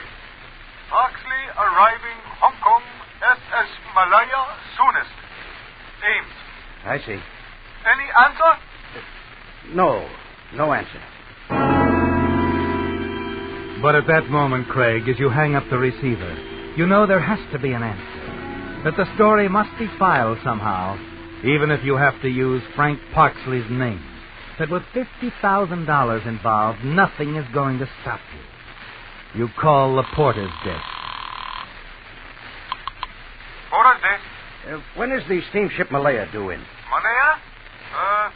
Sunday night. Thanks.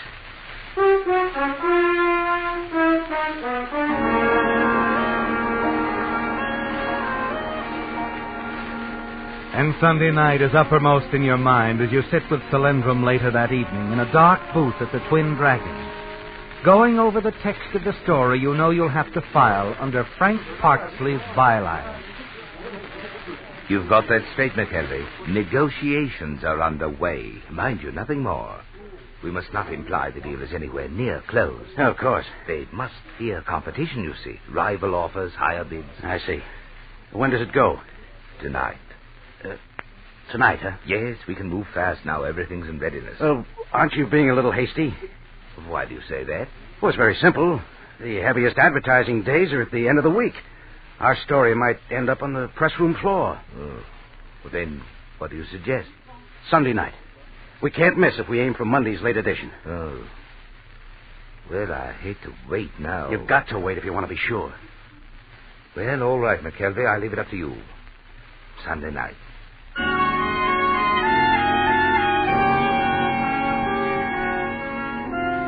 Yes, Craig, it has to be the night Parksley will arrive on the Malaya. Because your mind is made up, isn't it? On Sunday night, you're going to check out of the Hotel Oriental as Craig McKelvey. You're going to move into higher circles in the Victoria as Frank Parksley. And between the two, there'll be a murder.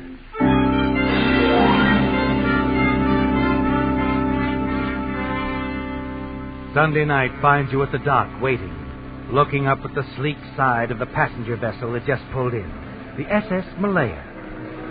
You breathe a sigh of relief when you see Parksley, the linen suit, the thin, rangy figure, the same Frank Parksley you saw in Singapore years ago. Hello, Parksley. Huh? You don't remember me. I'm McKelvey. Oh, yes, McKelvey, of course. I'm sorry. Oh, we only met once. Yes, London, wasn't it? Singapore. Oh. But it's all right. I wouldn't have remembered you if I hadn't been told you were coming. Oh, well, then they did inform you that I... Yes, they sent me a cable. Yes. I'm sorry, old man. I've been trying desperately to get out of Burma, but it hasn't anything to do with displacing anyone. Oh, I know. That's my own doing. And Ames, he agrees that I'm a bum. Well, I wouldn't worry about it. We all have at least one editor who can't stand us. Sure.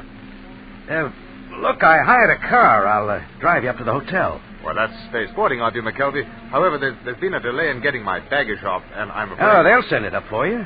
Well, if you don't mind, I'd rather wait. Past experience, you know? Somewhere in the Orient, there's a typewriter, 3 suits, and 6 pair of my best Argyle. Yeah, I know what you mean. So we wait. Yes, if you don't mind. I insist.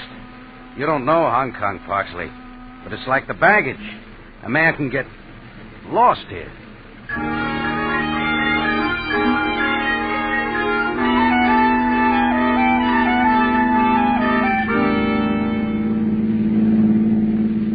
was a little surprised when they named you as my replacement, Parksley. What struck you to want to leave Burma? Oh, well, at the moment I think there's more opportunity for me here. Oh, really? Yes. I say, is this the road to the hotel? Well, it's a roundabout one, but I thought you might get a kick out of seeing the bay. Well, it's pretty all right. There's quite a view spot up ahead. A friend of mine drove me out to it the first time I was here. Oh. Yeah, here we are, just around this curve. Yes, I say, you're right. It takes in the whole shoreline, doesn't it? Yeah. Actually, we're not up very high. It's just the way the island jets out here. Well, not many people could know this spot. It wouldn't be so deserted. I'll have to remember it, McKelvey. You listen as Frank Parksley prattles on about the view. He's right, isn't he, Craig? Not many people know this spot. You're thinking that as Parksley turns his head, looks away from you in the direction of the bay. Your hand moves down and tightens around the handle of a heavy wrench at your side. The lights over there, McKelvey.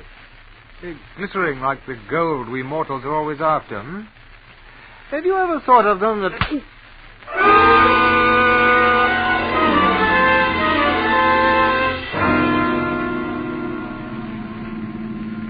The drive back to town gives you your first chance to really let down since meeting Frank Parksley. It's over now, Craig. You did it. Killed Parksley and sent his body, heavily weighted with stones, over the side of the cliff and splashing into the waters of the bay. You're glad now that he insisted on waiting for his luggage. You have a use for it, haven't you? Yes, at Parksley's hotel. But not before you return the rented car and attend to a few things at your own hotel. Oh, you leave, Mr. McKelvey? Yes, checking out, Sam. Getting passage on the Malaya.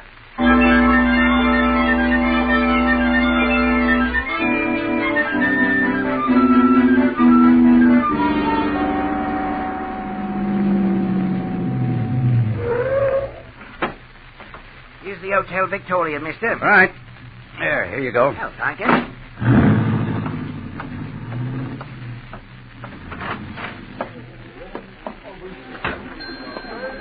Front, boy? Front? Oh, yes, sir. I wired for a reservation. The name is Parksley. Oh, yes, I remember. If you just sign this card, Mr. Parksley. Very well. And it's room number 402. Here's the key. The boy will take your bags. Fine. All right, Sonny, let's... Well, if it isn't my good friend. Solandrum. Yes, indeed, my dear man. You go on ahead, boy. I'll be right up. You said yourself we shouldn't be seen together. But not here, not here. I'm in room 402. If there's anything to talk about, wait about a half hour and then meet me there.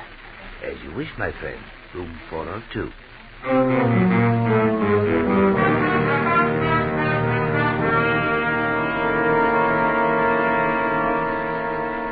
Hello.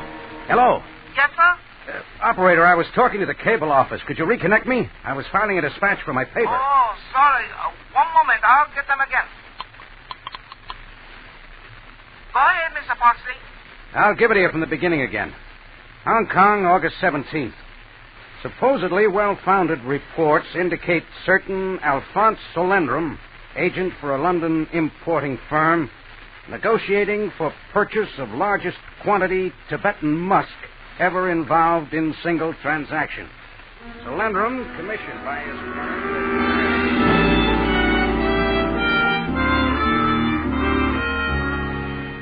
A few minutes later, and it's over, isn't it, Craig? You hang up the phone, sit back, and breathe a sigh of relief. You worked fast, didn't you? And it went through. Everything you said. The report will appear in the London paper. You've managed to keep your promise to Solandrum, haven't you, Craig?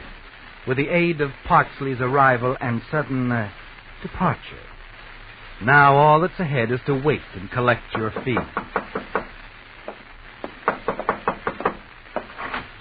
Hello, my friend. Come on in, Solandrum. I trust you feel free to talk now, my dear McKelvey. Anybody see you come up? Why are you so nervous? You're not at all the man of iron. Never mind. Just don't like to ask for trouble, that's all. I did a serious thing. I hope you appreciate that. You've already filed the dispatch? I have. Oh. What's the matter? Don't tell me it isn't going to work. I have better news, McKelvey. Much better. News that will preserve your integrity as a correspondent. What are you driving at? Supposing I were to tell you that anything you said concerning the negotiations for my firm in London were true. Is that what you are telling me? Exactly. At long last, after 8 months, mind you, I have been contacted by letter. The man who has the musk wishes to discuss business with me. Now, wait a minute. We had an agreement. Oh, please, my friend, I'm forgetting. Not for one moment. As you say, we had an agreement, a gentleman's agreement. And because of it, you will receive the amount I promised. But if you have to make a legitimate purchase... I'm not above such an action, McKelvey, not under the right circumstances. You're meeting this man tonight? He's coming here to the hotel, yes. I must talk to him privately. You see, the margin of profit is accounted for by the simple fact that he did not come by the musk by entirely honest means. So he's willing to sell for less?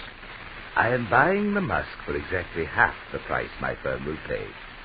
I see. Very neat, Solandrum. So you need have no concern over your share. I'll bring it here to your room the moment my guest departs. Sorry, Solandrum. I hate to be indelicate about it, but I'm in too deep. We'll wait for your man right here. Together. Yes, start? This is 402. Yes, sir. Mr. Solandrum is visiting with me, but he expects a caller. If anyone asks for him, would you send him up here? Certainly, Mr. Parsley. Thank you. All taken care of, my friend? All taken care of. Nothing to do now but sit and wait. Ah, yes. And the moment is close, McKelvey. This will-o'-the-wisp I've pursued these many months is almost in my grasp. Think, man, in a matter of hours, perhaps minutes, we'll both be rich.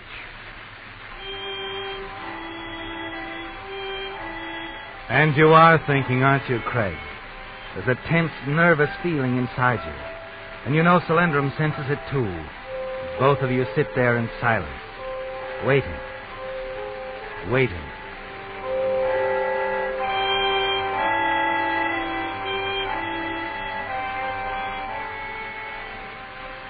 You glance at Frank Parksley's brown leather luggage piled next to the chair, thankful that the initials FP are facing you and not Solandrum.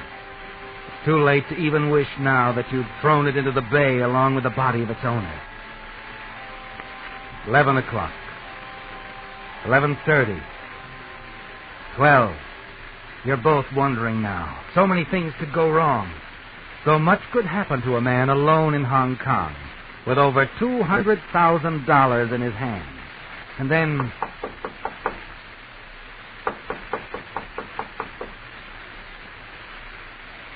You'd better answer the door, my friend. Our visitor is here.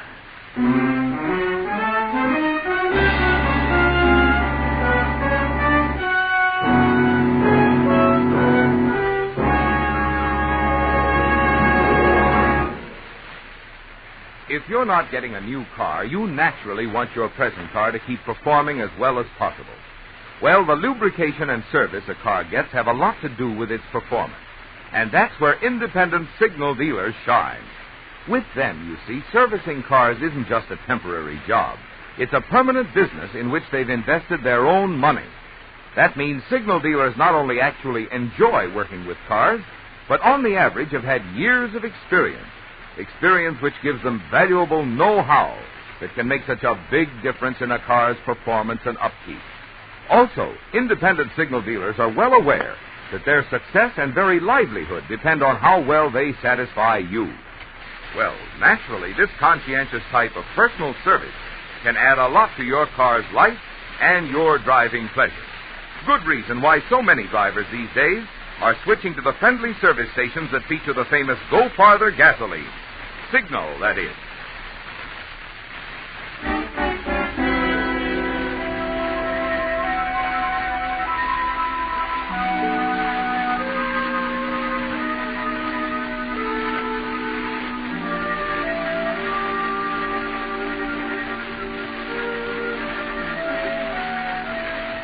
For a moment you can't move, can you, Craig? Then suddenly you find yourself on your feet. And in the few seconds it takes you to cross the room, the whole nightmarish story flashes across your mind. The cryptic wire Solandrum sent you in Calcutta, the fortune in Tibetan musk, the false dispatch, Frank Parksley's body lying at the bottom of the bay, and above all, the fear, the terrible knowledge of what will happen if they find you here in his place. Yes, Craig. From now on, you have to move fast. Good evening. I wonder if I'm in the right room. Oh, yes. The man you wanted inside. Come in. This is Mr. Solandrum. Good evening. I see your Parksley. Parksley? Yes, sir. The man I've been expecting. That's very interesting, Mr. Solandrum. I'm Inspector Wilson. I knew Frank Parksley wasn't working alone, so I've been following him ever since he robbed a trader in Burma of a fortune in Tibetan musk. Well, this is obviously something between you two gentlemen, so Oh, I'll... no, my friend, don't go. You're in this, too. You're quite right. You see, after tracing Parksley this far, I lost track of him momentarily. Disappeared. Quite remarkable. Then this afternoon, some fishermen reported a body visible at low tide in the shallow water off Crown Point. A body? Yes. Parksley's body. Now, suppose you tell me, which one of you killed him? No, now, wait a minute. We haven't seen this Parksley. You registered here in his name? But we haven't seen him. We were waiting for him. Then how does it happen that his luggage is there by that chair? I'd know it anywhere. Ought to. I've followed it long enough. You see, some of that luggage contains the stolen mouse. What? I said that luggage contains the stolen mouse. Interesting, eh?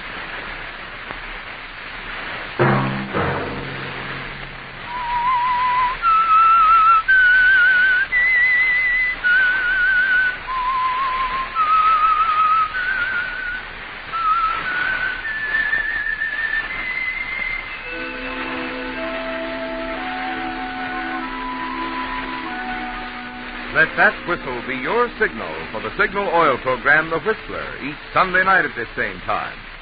Meantime, Signal Oil Company and the friendly independent dealers who help you go farther with Signal gasoline hope you'll remember, regardless of what gasoline you use, you'll enjoy more miles of happy driving if you drive at sensible speeds, obey traffic regulations, and avoid taking chances. You may even save a life, possibly your own.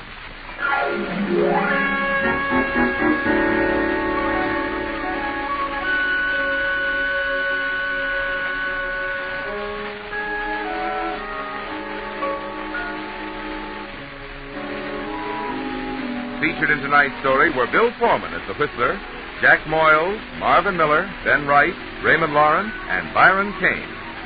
The Whistler was produced and directed by George W. Allen, with story by Joel Malone and Harold Swanton. Music by Wilbur Hatch, and was transmitted overseas by the Armed Forces Radio Service. The Whistler is entirely fictional, and all characters portrayed on The Whistler are also fictional. Any similarity of names or resemblance to persons living or dead is purely coincidental. Remember to tune in at this same time next Sunday, when the Signal Oil Company will bring you another strange story by The Whistler. Marvin Miller speaking for the Signal Oil Company. Stay tuned now for Our Miss Brooks, starring Eve Arden, which follows immediately over most of these stations. This is the CBS Radio Network.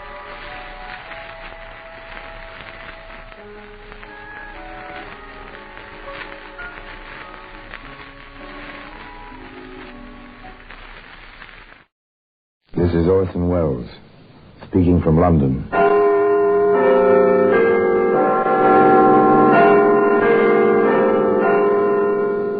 The Black Museum, a repository of death.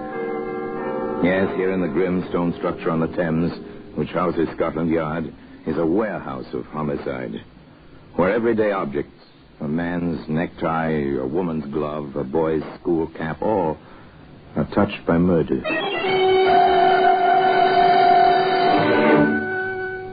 Now, here's a champagne glass. That's a familiar object, long stem, delicate curve, shining crystal. This fragile object belongs to New Year's Eve, to weddings and anniversaries. Funny about things like this, Sergeant. Funny, sir? I'd say that one was loaded. I meant funny in a philosophical sense, Sergeant. Funny how human beings can take an article meant for happiness and use it for tragedy. Well, anyway, that champagne glass can be found today in the Black Museum.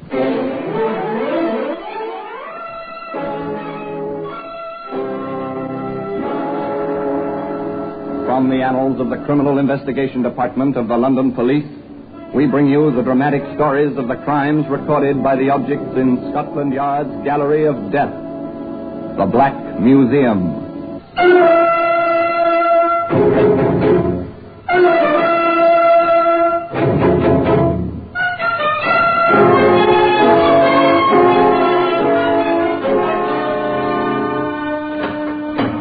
Well, here we are, the Black Museum.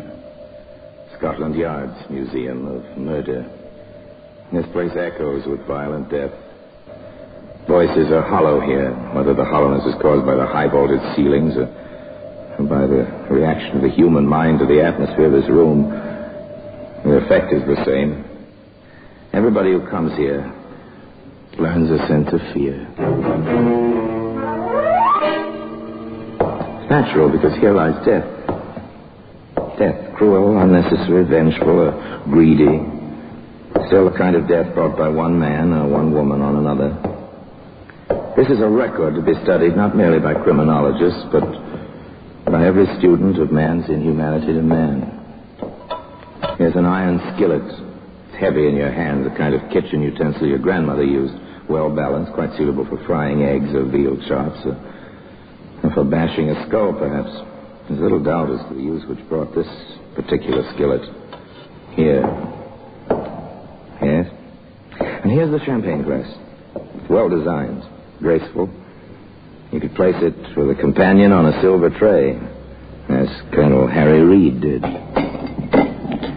Could pop a cork and then fill the glasses, as Colonel Harry Reid did.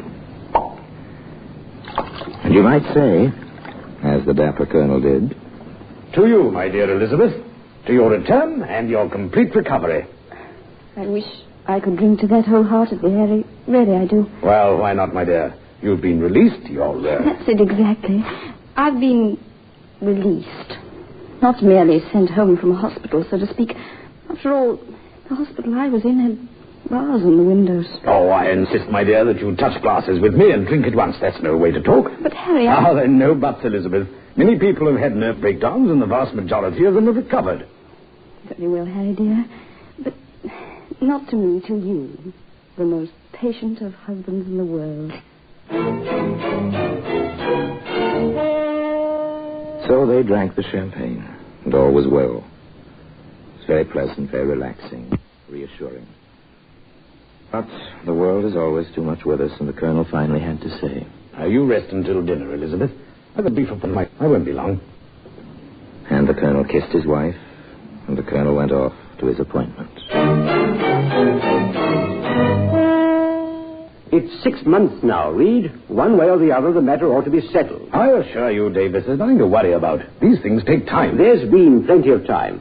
Look, Reed, if you don't want to complete the deal, return the £500. But it's not up to me. My client... Your client indicated willingness to dispose of the property. My client paid the deposit in good faith. We consider it a binder on the contract. We've waited 6 months. Your £500 is quite safe, Davis. You can reassure your client. And on my side, we'll go through with the deal as soon as everything is clear. Well, I certainly hope so. My people want to take possession. And they shall. They shall indeed. And soon. Meanwhile, there's no reason for misunderstanding between us, is there?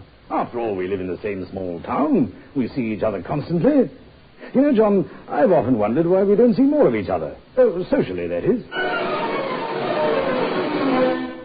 Rather a changeable fellow, the colonel, isn't he? There were other changes ahead, more serious ones. They first came to somewhat public notice the night our colonel called Dr. Ashley to his home.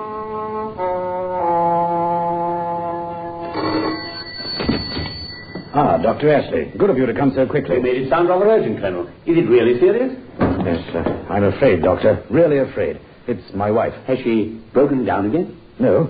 She complains of terrible pain in her abdomen. I'd better see her at once. Yeah, this way, please. If you can, Doctor. Yes? She seems to me to be as much frightened as she is in pain. Oh? What exactly do you mean by that? Frightened that, that her pain is in her imagination. I see. Oh, very well. I'll bear that in mind, Colonel. In here.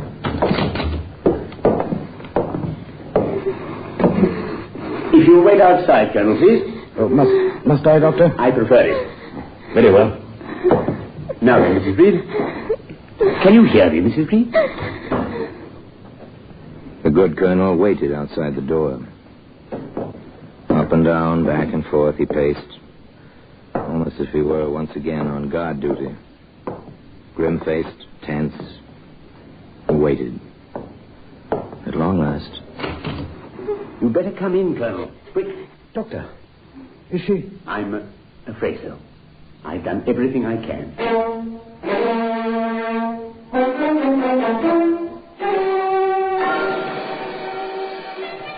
A few moments later, Elizabeth Reed was at rest.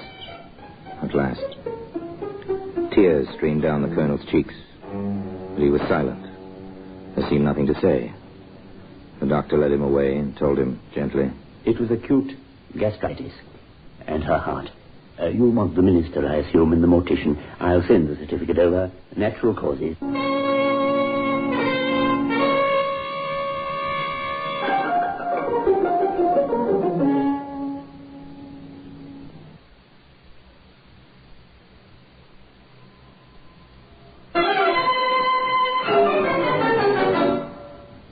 well-attended funeral. The flowers were piled high in tribute to the colonel's position in the town as well as to the memory of his wife. And then the colonel resumed his life, somewhat more lonely but still active, bearing himself in military fashion as he went about his small real estate business, and time drifted by. 1 month, 2, and then one day on the main street. Good morning, Colonel. Ah, Davis, good to see you. I've hesitated discussing this, your recent bereavement and so on, but don't you think we need to close our deal, Reed? Oh, yes, yes, of course.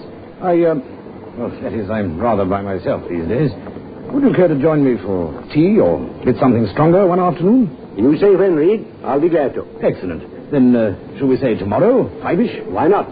Your place or mine? Well, mine, of course. Delighted to have you. That was Connor, man. Really excellent. My housekeeper has quite the touch. Thank you. I will. Almost as if we were a pair of elderly ladies. Tea and scones. 2 gentlemen, somewhat past middle age, enjoying tea and scones and making ready to discuss business. In fact, they did discuss business. The £500 deposit and the pending deal. And John Davis went home quite satisfied. John Davis went home and a little later called Dr. Ashley.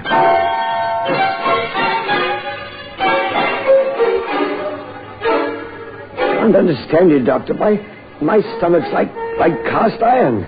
Always has been. Now, suddenly, this. None of us are quite as young as we used to be. Even cast iron can wear thin with use. Eat anything out of the ordinary, John? Today? Yesterday? No, nothing. Had some scones for tea. The butter may have been a bit rancid, but tasted perfectly fresh. Over Colonel Reed's. Eh? Reed? Yes, that's why. We had a little business to discuss. He asked me over. He seemed quite lonely since his wife passed on, so I went, mostly to keep him company. Nice of you. Well, just take the prescription I'm leaving you. Rest a day or two. You'll be all right. What's wrong, Doctor? Oh, nothing. Just a quirk of memory. Oh? How so? Your symptoms and Mrs. Reed's rather the same. Nothing serious about it. Just odd that we should have 2 similar cases in such close juxtaposition. A town like this, a doctor gets to know most of the illness. As the doctor said, nothing serious. Just an interesting coincidence. And in a day or so, John Davis was up and about. Aside from a slight tenderness in his abdomen, he felt no after effects. All was well. All was quiet. Everyone was his courteous self, including Colonel Reed. Well, now, candy. And from the Colonel. How decent of him. Here it is, Doctor. The same wrappings it came in. Nice looking box. Don't you care for candy, John? You haven't eaten much. As a matter of fact, I don't. I did offer a piece to the charwoman at the office. You see, one's missing. The charwoman, eh?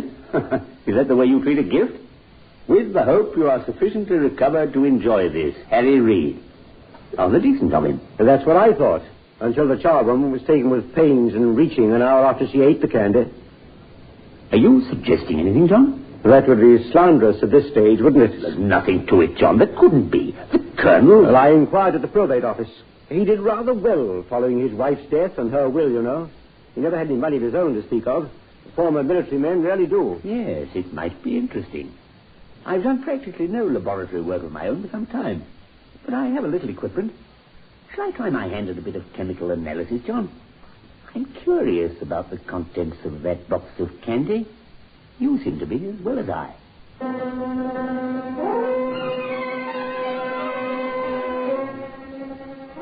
The doctor was methodical, to say the least.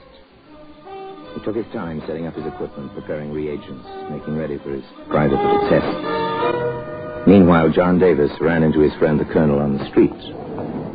John, good to see you. How are you, Harry? You're looking fit. Well, I try to keep that way. Care to join me for another attack of indigestion, Omen? Well, today, the champagne glass we've been talking about can be seen, as you might expect, among the other exhibits in the Black Museum.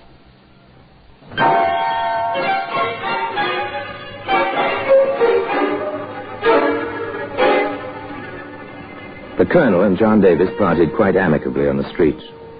Davis watched the smart military walk the ramrod straight back as the Colonel paraded into his own office under his head.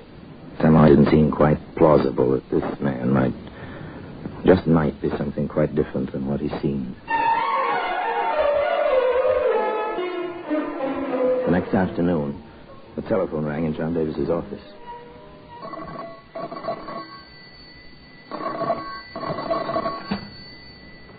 Yes? Oh, that you, John? This is Harry here. Harry? Oh, yes, of course. How are you? Ah, very well. And you? Quite well. No more summer cakes? No trace. Well, and how about this evening? Oh, sorry, man, I can't this evening. But perhaps in a day or so. Oh, too bad. Oh, I'll be speaking to you. Goodbye. Bye.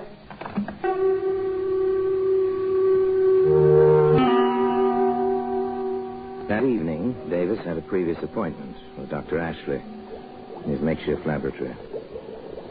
This little operation here is the marsh test.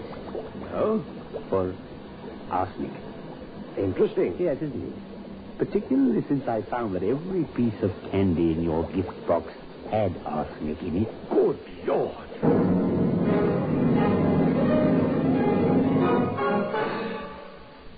Arsenic, you see, is a cumulative poison.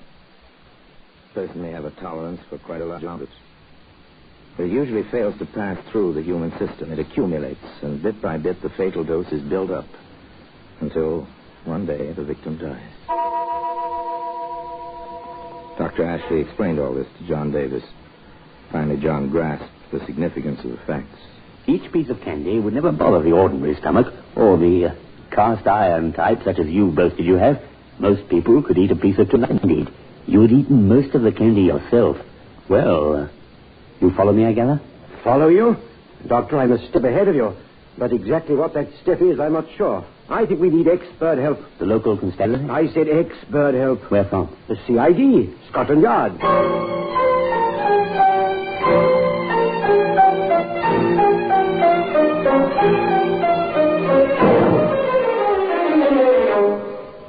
It was a clear, cogent letter reciting the situation as Dr. Ashley and John Davis knew it. It was addressed to the Home Secretary, the gentleman in the British government responsible for the police force in general. In due course, the letter reached the desk of Inspector Charles in Scotland Yard. Following the set routine, Inspector Charles showed the communication to his immediate assistant, Detective Sergeant Hatch. Well, nothing else for it. You and I will have to take a small trip to the country. Frankly, I won't mind. I can use a touch of country air after all. They came into the quiet town unobtrusively. Two men on a walking tour, vacationists.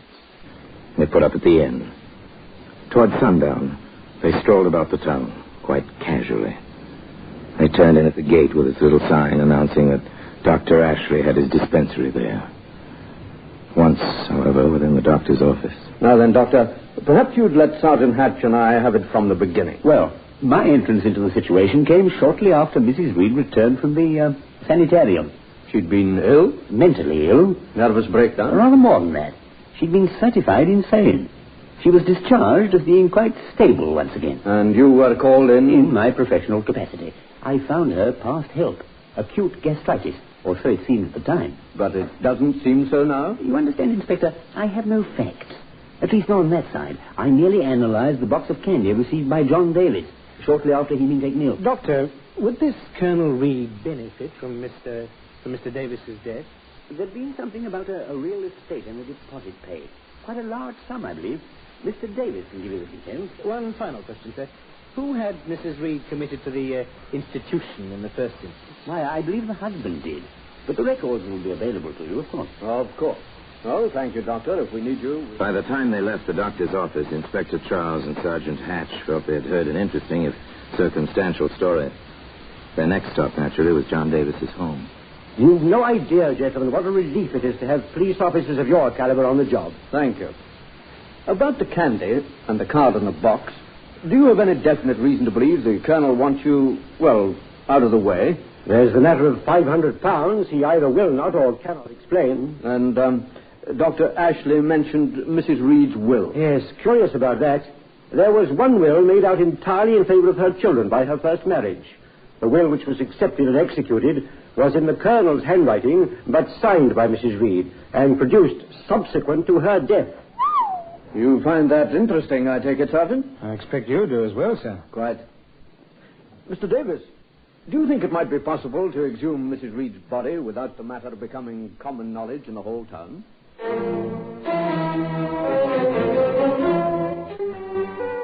The men from Scotland Yard accomplished the almost impossible. Armed with the proper papers, plus tools and dark lanterns, they supervised the removal of the body at night, with no one the wiser except the necessary officials. This feat completed, they waited quite patiently. A government analyst was called in. The report was brief. Inspector Charles read it to Dr. Ashley. Examination reveals the presence of 4 grains of arsenic, more than a fatal dose, and the largest amount of the poison I have ever found in human remains. Oh, that's it, Doctor. And I didn't recognize the symptoms. Acute gastritis, I call it. Why should you have recognized them, sir? I dare say murder of any kind is hardly a common occurrence in your practice. Well, Sergeant, since our warrant is all in order, it begins to appear that a search of Colonel Reed's premises may be next on the agenda.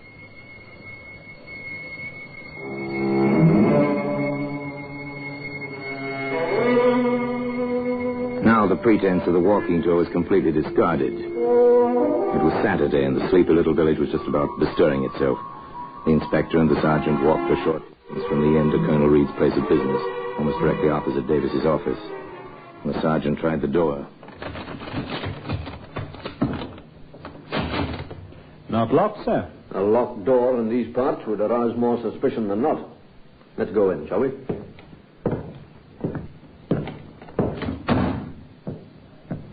One file cabinet, one desk, telephone, chair for visitors. Can't do much of a business. I dare say not. Let's get to it. The search was quite thorough. The desk was emptied of its contents. These were replaced in an orderly fashion. Oh, nothing extraordinary here, sir. Oh? What do you make of this, sir?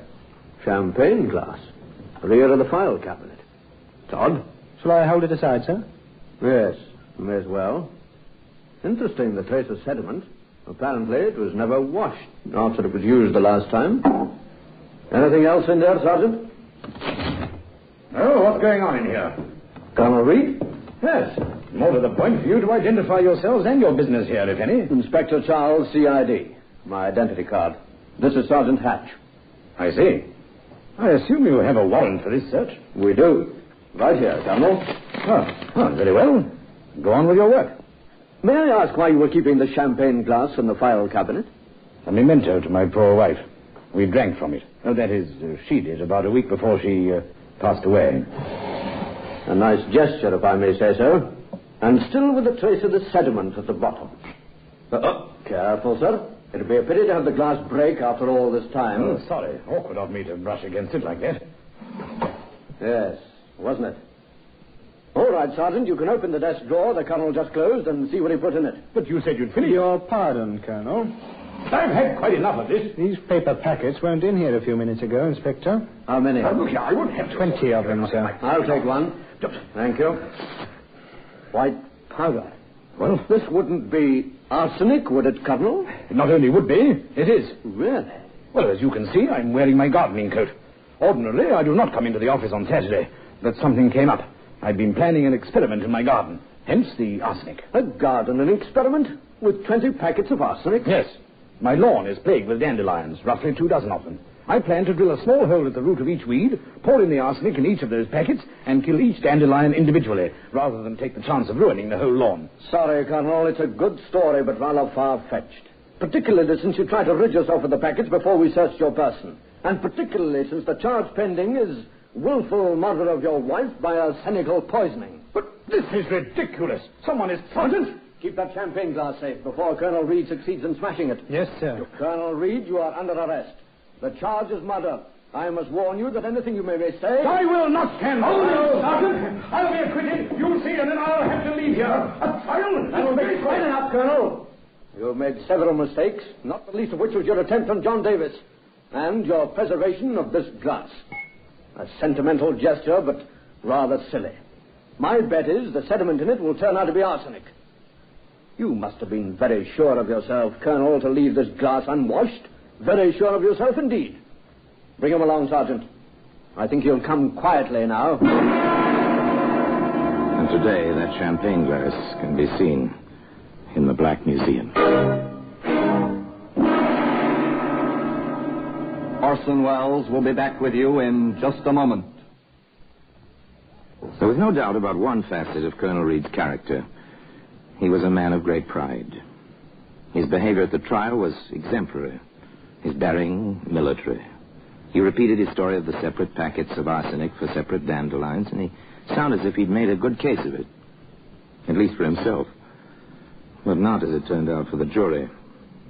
Colonel Reed accepted his sentence as if it were an order from a superior officer. And one morning, at the traditional time of 8 o'clock, Colonel Reed marched to the scaffold as if he were on parade. And as for the champagne glass, well, it remains in its customary place, as I told you, in Scotland Yard. Now, until we meet next time, in the same place, and I tell you another story about the Black Museum, I remain, as always, obediently yours.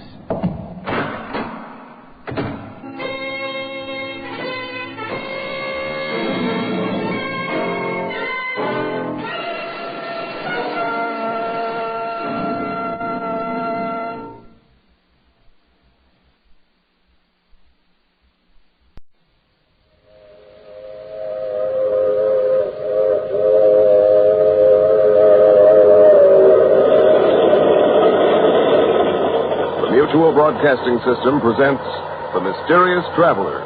Written, produced, and directed by Robert A. Arthur and David Cogan, and starring tonight two of radio's foremost personalities, Santos Ortega and Ann Shepard, in Out of the Past.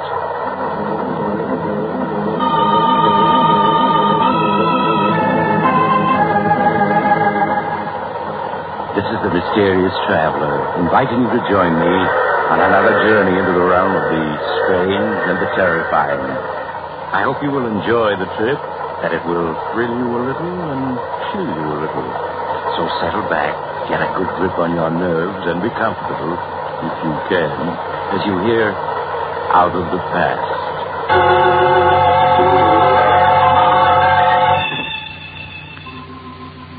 Your name is Joan Morgan. And as you stand looking over Central Park from your penthouse terrace on this beautiful spring day, you can't help but feel you're the luckiest woman living. You're young, attractive, fairly wealthy, and happily married to a Broadway actor. Yes, Joan, there's little more you could ask for. The doorbell rings. You run to the door to greet your husband, Keith, who's home from his matinee performance. Hello, beautiful. How's my one and only? Hello, darling. Oh, Keith, no wonder every actress wants to have you for her leading man. Nonsense. I'll have you know the only person I kiss like that is my wife. Better say that. How was the matinee today? Fine. I got 7 curtain calls. Oh, here's the afternoon mail. I picked it up at the desk. Anything for me? I haven't looked it over, dear. Oh, yes, here's one for me. 3 others for you, dear. Let's see. This one's a bill from the hotel management. Darling, we're living beyond our means. Oh, Keith, you're not going to start that again, are you? Well, we have over $500,000. I've told you a dozen times I won't touch that money. It's yours, not mine. Darling, it isn't a question of it being yours or mine. It's ours. Joan, I made it clear to you when we got married that we'd have to live on the money I earn. Then what'll I do with my money if you won't allow me to spend it? Well, someday we'll have 6 children. You can save it for that. All right, darling. I wonder who my letter can be from. You rip open the envelope, Joan, as Keith looks at the rest of his mail. For a moment you feel as if your heart has stopped. Then it begins to beat wildly. Over and over you read the 2 sentences. A friend from Europe expects you tomorrow afternoon at 2 o'clock at the Hotel Edgewood. Please bring $25,000 in cash, or else I shall be forced to take action. John Benedict. Joan, what is it? What's wrong, darling? What did you say? You look so upset. Is it that letter you're reading? Letter? No. No. Well, then, if it isn't the letter, what is it? It's nothing, darling, nothing at all. It's just that I have a headache. Oh, I'm sorry. Can I get you something? No, Keith, no, I'll be all right. All I need is a little rest.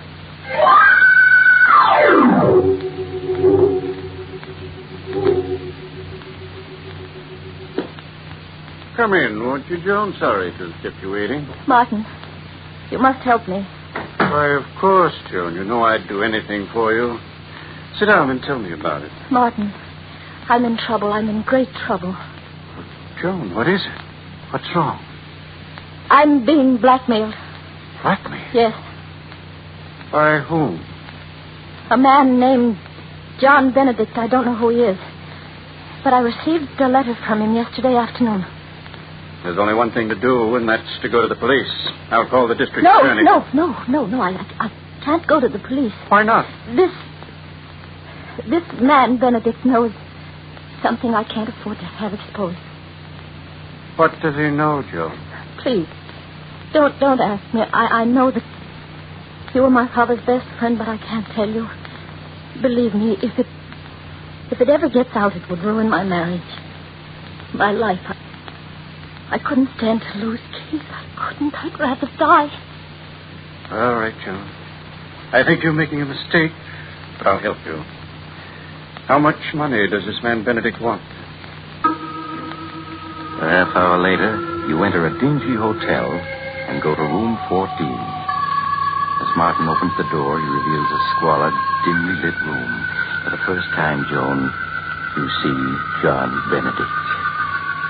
He's a tall, heavy man with coarse features and a thick black beard.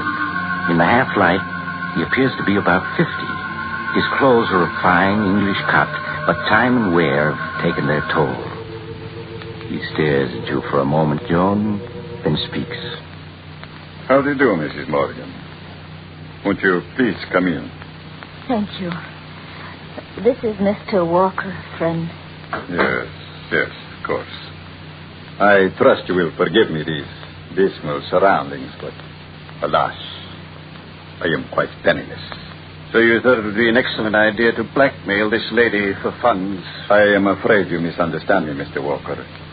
I am not forcing this beautiful lady to give me £5,000. Rather, I am, shall we say, requesting a loan. Yes, but if she doesn't give you this loan, you'll ruin her marriage or her life. It would distress me to ruin anyone's life.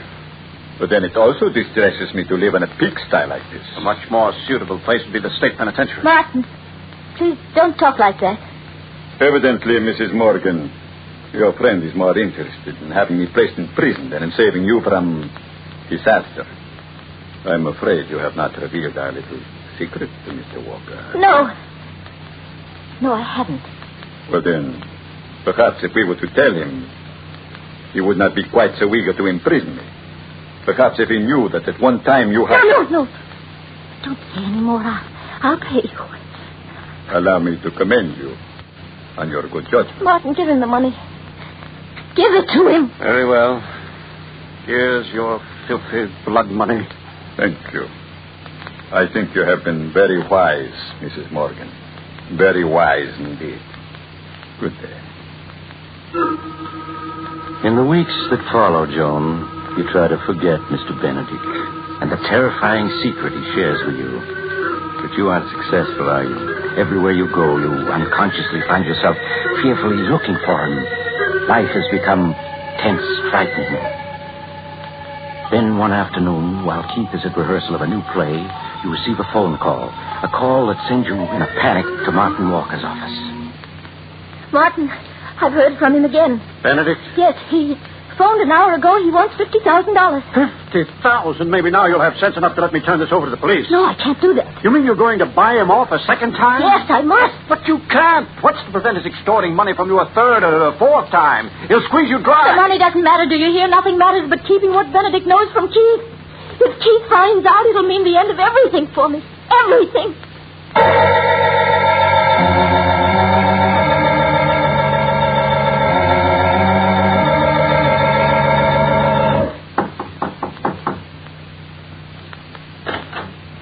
Good afternoon, Mrs. Morgan. Oh, I see you brought Mr. Walker.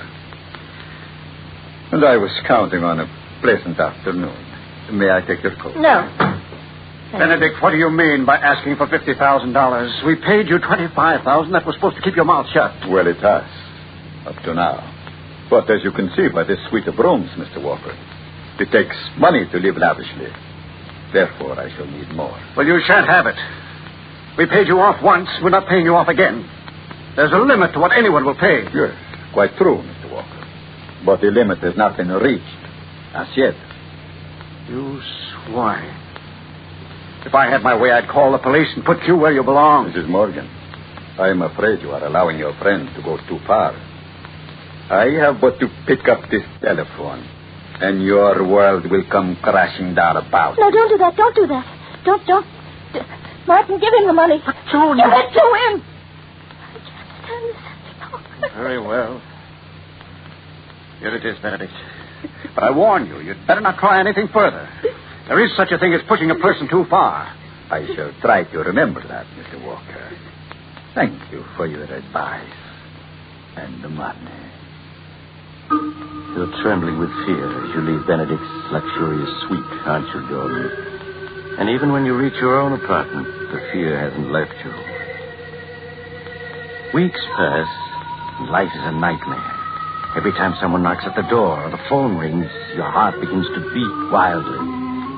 And worst of all, Keith senses something is wrong. I'll answer it. But how much closer to it there? Hello? Is this Mr. Morgan's apartment? Yes? This is the stage manager at the theater. Will you please remind Mr. Morgan of the special matinee we're giving today? Yes. Yes, I'll tell him. It was a theater calling Keith to remind you of today's special performance. I haven't forgotten. It's only 1:55. I still have a few minutes before I have to leave. Joan. Yes. What is it, darling? What's come over you?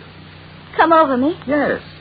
These past weeks, you've been just a bundle of nerves. Every time the phone rings or the mail arrives, you begin to tremble.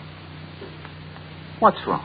Darling, you're just imagining all that. Joan, stop acting as though I were a child. I can see something's wrong, and I want to know what it is. Keith, please. There's nothing.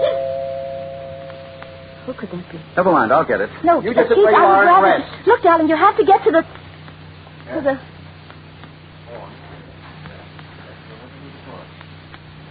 What's taking him so long? Why doesn't he come back? Keith?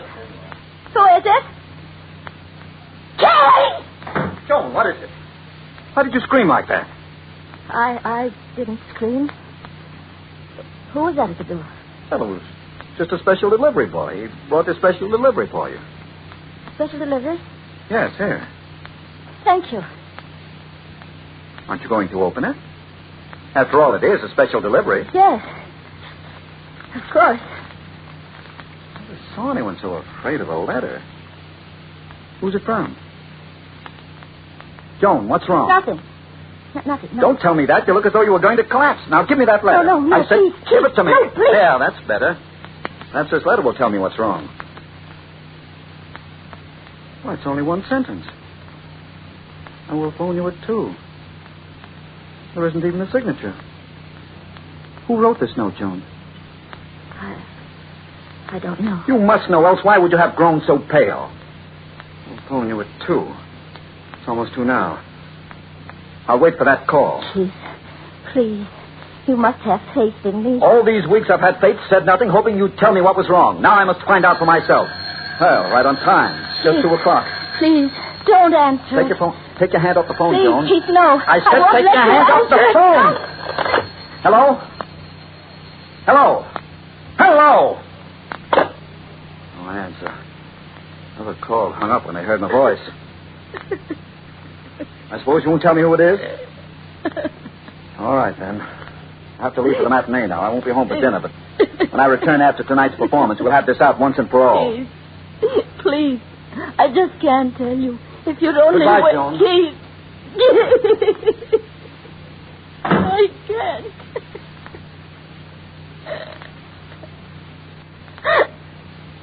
Oh, darling. If only I could tell you. If only I could. But I know you wouldn't want me then. How could you? How could you if you...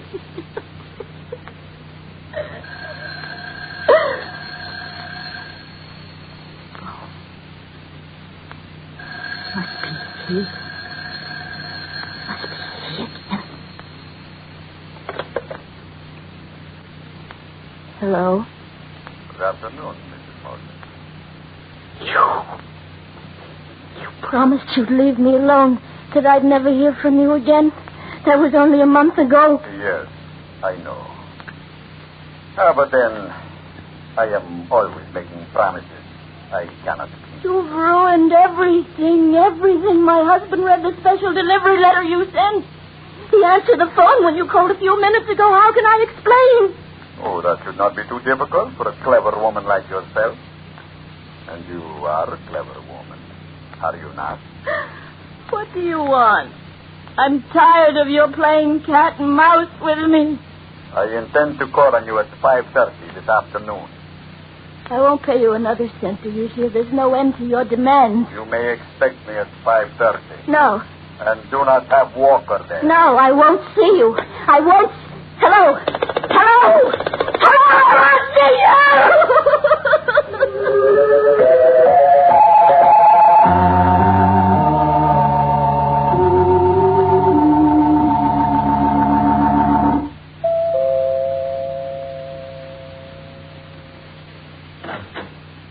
Good afternoon, Mrs. Morgan. As you can see, I am right on time. It's exactly 5:30. This is a lovely penthouse you have. It's good to see you without Walker around. How can you do this to me? I've never harmed you. Why do you insist on ruining my life? Why? My dear lady, the last thing I desire to do is to ruin your life. Unfortunately, the world you and I live in being what it is, I am forced by circumstances to live by my wits. If I give you the money now, how do I know you won't be back in another month? Oh, that is very simple. Because after you pay me off this time, there would not be any point in my bothering you again. What do you mean?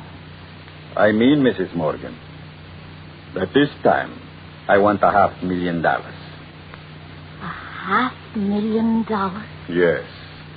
If I am not mistaken, that is what the balance of your fortune amounts to. Do you not see? Once you have paid it over to me, there would be no point in my bothering you anymore. Simple. Is it not? You must be mad. I? Oh, no, Mrs. Morgan, not I. Come now, you love your husband and he loves you. There are years and years of happiness before you. If he does not learn your little secret, you are wise. You will turn the money over to me. I can't. If I were to withdraw $500,000, he'd find out about it. But there is always the chance that he won't. You do not do as I ask, I shall be forced to reveal the secret. No. Yes, Mrs. Morgan. Your husband will learn that while you were in England in 1939, you murdered your sweetheart. I won't listen. But your husband will. And he will learn that after you committed this murder, you spent the following 8 years in an English insane asylum. No, you can't tell him. You can't. Think of what a sensation the tabloids will make out of it. And think of what people will say. No. Your husband would have to divorce you. No.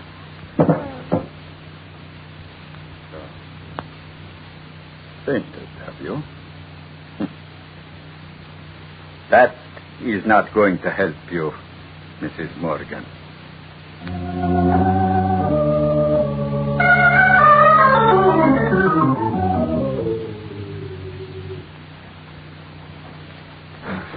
Martin, I just got your message at the theater. Where's Joan? What's wrong? She's in her bedroom with Dr. Richards. It seems that she... Here's Dr. Richards now.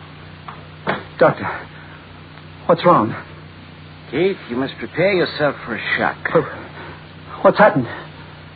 Half hour ago, one of your neighbors on the floor heard Joan weeping and screaming hysterically. The manager knew I was your doctor and sent for me. But why was she weeping and screaming? She's had a breakdown. Breakdown? Yes. Well, I want to see her. I must. Very well, Keith, but only for a moment. Mr. Walker, I'm afraid you'll have to wait here. I understand, Doctor. Keith, you must keep a grip on yourself. All right. Joan. Darling. It's Keith. Please, stay away from me. Stay away, both of you. Don't come near me. Doctor. She doesn't even recognize me. Yes, Keith, I know who you are. You can't fool me. One of you is Mr. Benedict. Maybe both of you are Mr. Benedict. Yes. I know what you're here for, but I won't let you. I won't let you. She's completely out of her mind. I know you're both Mr. Benedict. You can't fool me. Who's this Benedict she keeps talking about? I don't know, Keith. She feels she's being persecuted by this Benedict fellow. He may be real, and again, he may be a figment of her imagination. She's deathly afraid of her. Yes, she sees everyone as this fellow Benedict. I tried to give her a sedative, but she grows violent when I approach. Well, can't you do something for her? I've already sent for an ambulance. She'd be much better off in a hospital where she can have constant medical care. Come along, Keith. How is she, Doctor? Well, it may be a long time before she recovers. I'm going down to the lobby, wait for the ambulance. I suggest you two stay here. Keep an eye on her. I've left the door to her room open. All right, Doctor. Shouldn't be more than a few minutes.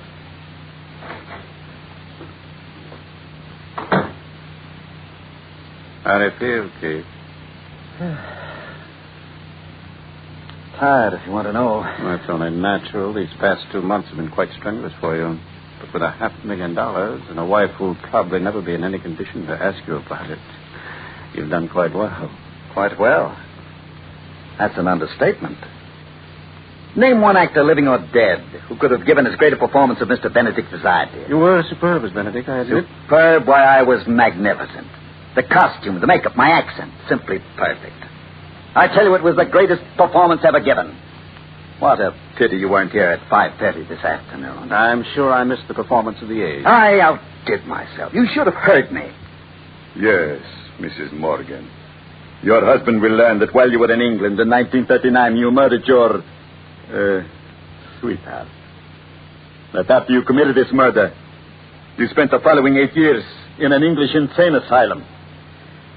It's really a pity I played my greatest role to an audience of one. Well, yes, Keith, but you were probably the highest paid actor in the world. I'm sure that $500,000 for 2 months' work, less my share, of course, is something of a record. Yes, it probably is. I heard you, Mr. Benedict. But, you can't fool me. Don't. I know one of you is Mr. Benedict. Or are you both Mr. Benedict? Yes, you both must be Mr. Benedict. That's clever. That disguise you use, that's clever. But you can't fool me. She must have overheard you. That brought her out of the room. Yes, no matter how many disguises you use, I know you. No, don't you come near me. Don't come near me. She's got a gun. Come near me. Put that gun down. I'm not going to let you tell. I'm not going to let No, you. don't. Don't, Joe. Shut. You shot me. Oh, Joe, no. I'm not Mr. Benedict. He's...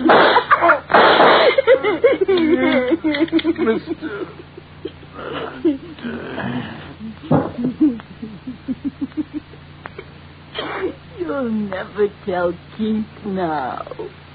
Never, never, never.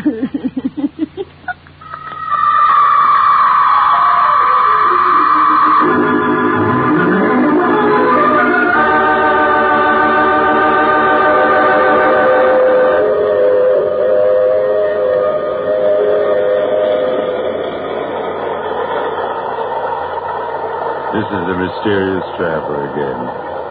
Did you enjoy our trip? Too bad about poor Keith and Martin. Such interesting scoundrels. That fellow Keith was certainly a remarkable actor, wasn't he? But, like so many actors, he overplayed his role.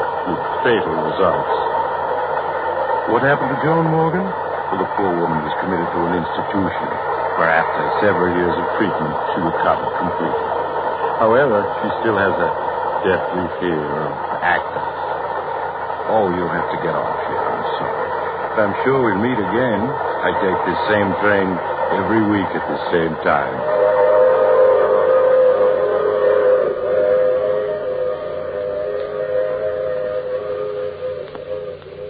You've just heard The Mysterious Traveler, a series of dramas of the strange and terrifying.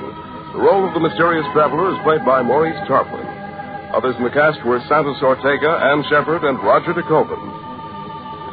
This is the Mutual Broadcasting System.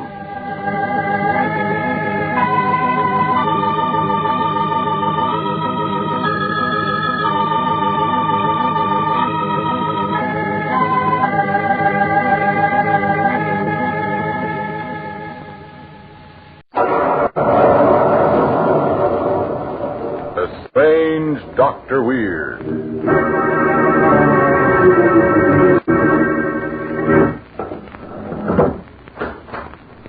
Good evening. Come in, won't you? Why, what's the matter? Not nervous, are you? I don't want you to be nervous. Perhaps if I told you a story, it might help to calm you. I know a very nice story. About a man who tried to live another man's life for him. I call it The Two Faces of Death.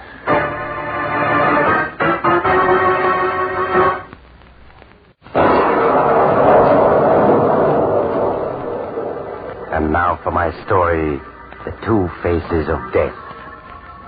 In an office high above the city, George Post of the financial firm of Post & Jones is dictating to his secretary, Nelson Smith, when the telephone rings.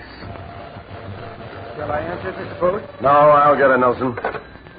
Hello, Post speaking. Who? Oh. Yes.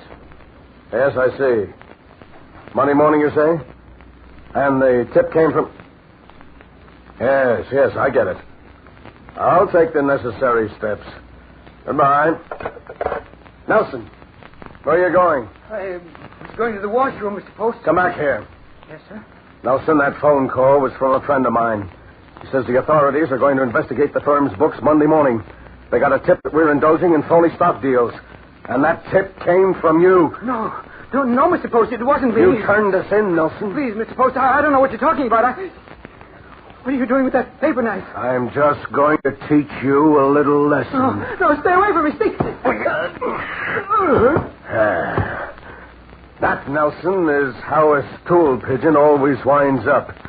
Dead. Is there anything wrong, George? I thought I... Good Lord, what have you done? Listen, Walter. Nelson tipped off the feds that our stock deals have been phonies. We've got to clear out. I had to kill Nelson or he'd have had the cops right after us. Yes, but murder... Don't worry, I have a plan. We'll hide Nelson's body in the closet. This is Friday. It won't be found till Monday. But then what? All right, you'll see. Right now, we're going to drive up to my lodge in the mountains. I have a new lodge keeper up there named Tony Amato. And Tony's going to surprise you, Walter. He's going to surprise you very much.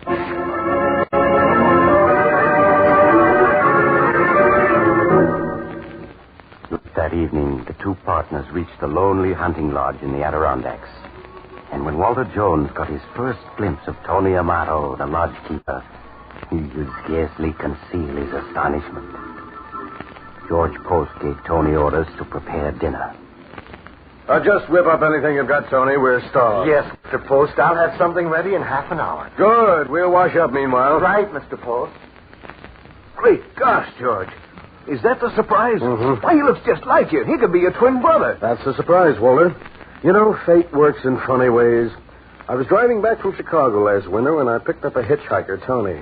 He was broke and desperate. He confessed to me the police wanted him for petty larceny.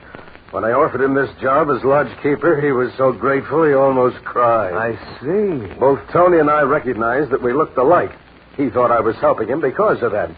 Actually, I figured I might need a fall guy sometime soon, and he'd be it. Now the time is here. Right. Suppose the police raid this lodge and find Tony Amato dead wearing my clothes. Beside him, there's a note confessing everything. What'll it look like, huh? Suicide, of course. They'll bury him and stop looking for you. Exactly. You can go on back to town and claim you didn't know what was going on. I'll take all the blame and clear you entirely. Why, that's perfect, George. But after you've taken care of Tony Amato's identity, what'll you do? I'll go back to Chicago and give myself up to the police. What? Yes. I'll claim amnesia. Oh. Say I can't remember what happened. Just that I committed some kind of crime, and I want to clear myself. If necessary, I'll go to jail for 6 months for petty larceny. It'll be the perfect hiding place. Well, I'll be jiggered. It's brilliant, George. Positively brilliant. Yeah.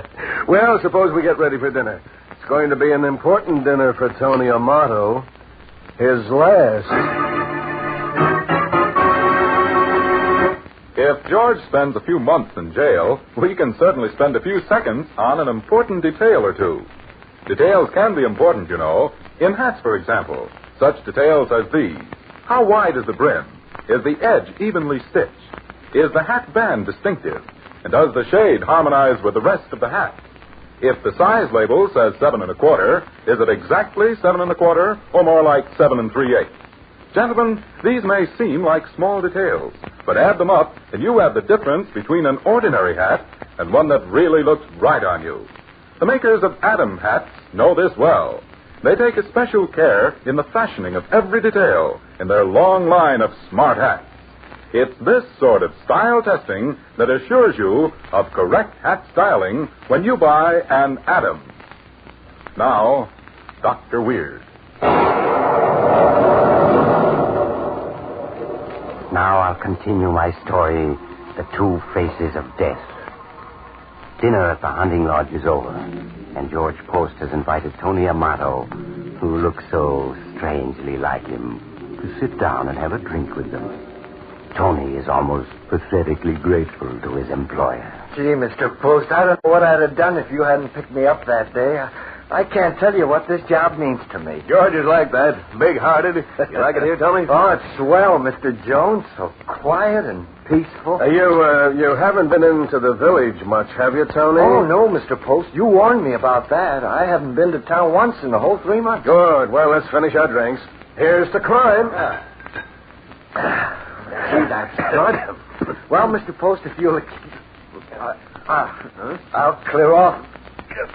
I feel so funny. What's wrong with me? You're dying, Tony, that's all. Dying? Yes, there's poison in that drink. You see, Tony, I need your life. You're going to die and become me. I'm going to live and become you. Simple, isn't it? You're going to become me? That's...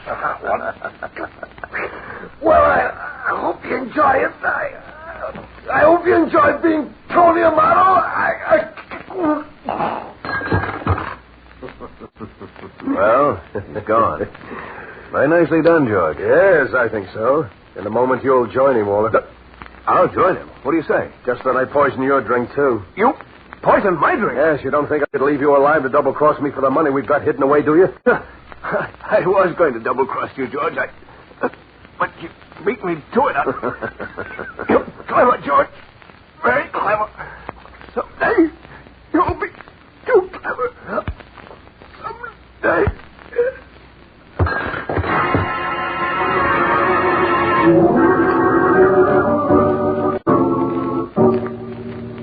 2 days later, in the early evening, George Post, dressed in clothes that had belonged to his ex-lodgekeeper, Tony Amato, descended from a bus in midtown Chicago. He walked a few blocks, then stopped to buy an evening paper. It should be here. They've had plenty of time to find the bodies. Oh, yes. Yeah, here it is. Banking firm partners in suicide pact. Police disclosed today that George Post and Walter Jones, the stock brokerage firm of Post and Jones, took their own lives. Save for a complete auditing of the books to determine the size of the swindle, authorities have marked the case closed. Well, that's that. George Post is dead. Now to carry out the rest of the plan, to give myself up to the police and clear Tony Amato's record. Uh-oh, here comes a policeman now. He'll do. Oh, officer. What is it? Officer, I want to give myself up. Give yourself up? What for would you be giving yourself up now? Oh, Tony Amato, is it? What? Well, what brings you back to Chicago, Tony? Oh, you know me? Sure I know you, Tony. Didn't I see you often enough hanging out in the pool rooms here in me beat? Oh, then you must know what I did. What I'm wanted for. Huh? Well, you see, I was in an auto accident. I hit my head. I can't remember much except my name and that I was running away from the police. So it was the police you were running away from? Yes, I think I stole a little money. I want to clear myself. So you think you stole a little money? That's a hot one. Well, maybe you did. But we don't want you, Tony. You're free as the wind for all we care. You mean I'm not wanted for anything? Not as far as we are concerned. Well, that's fine. I guess my memory... Look out! That car!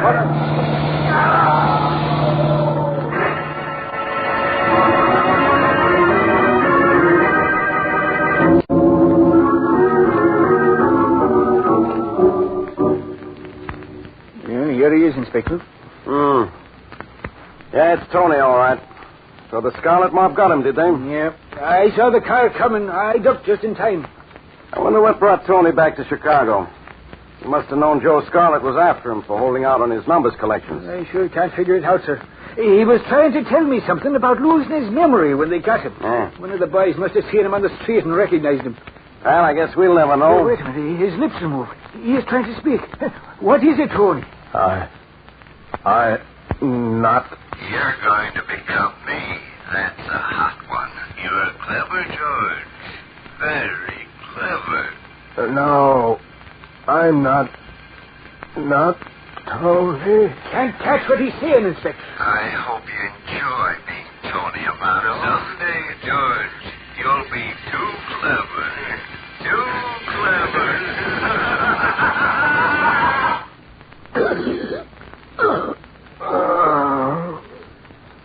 He's dead, Inspector. Tony is dead.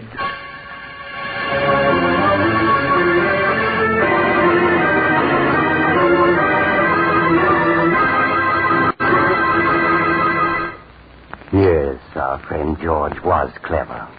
But when you try to live somebody else's life, you can never be sure what you're letting yourself in for, can you? That's why it's always best just to be yourself. So if you ever meet somebody who looks exactly like you, don't let yourself be tempted to try what George did. I knew a man once who thought he could... Oh, you have to go now. Perhaps you'll drop in again soon. Just look for the house on the other side of the cemetery. The house of Dr. Weir.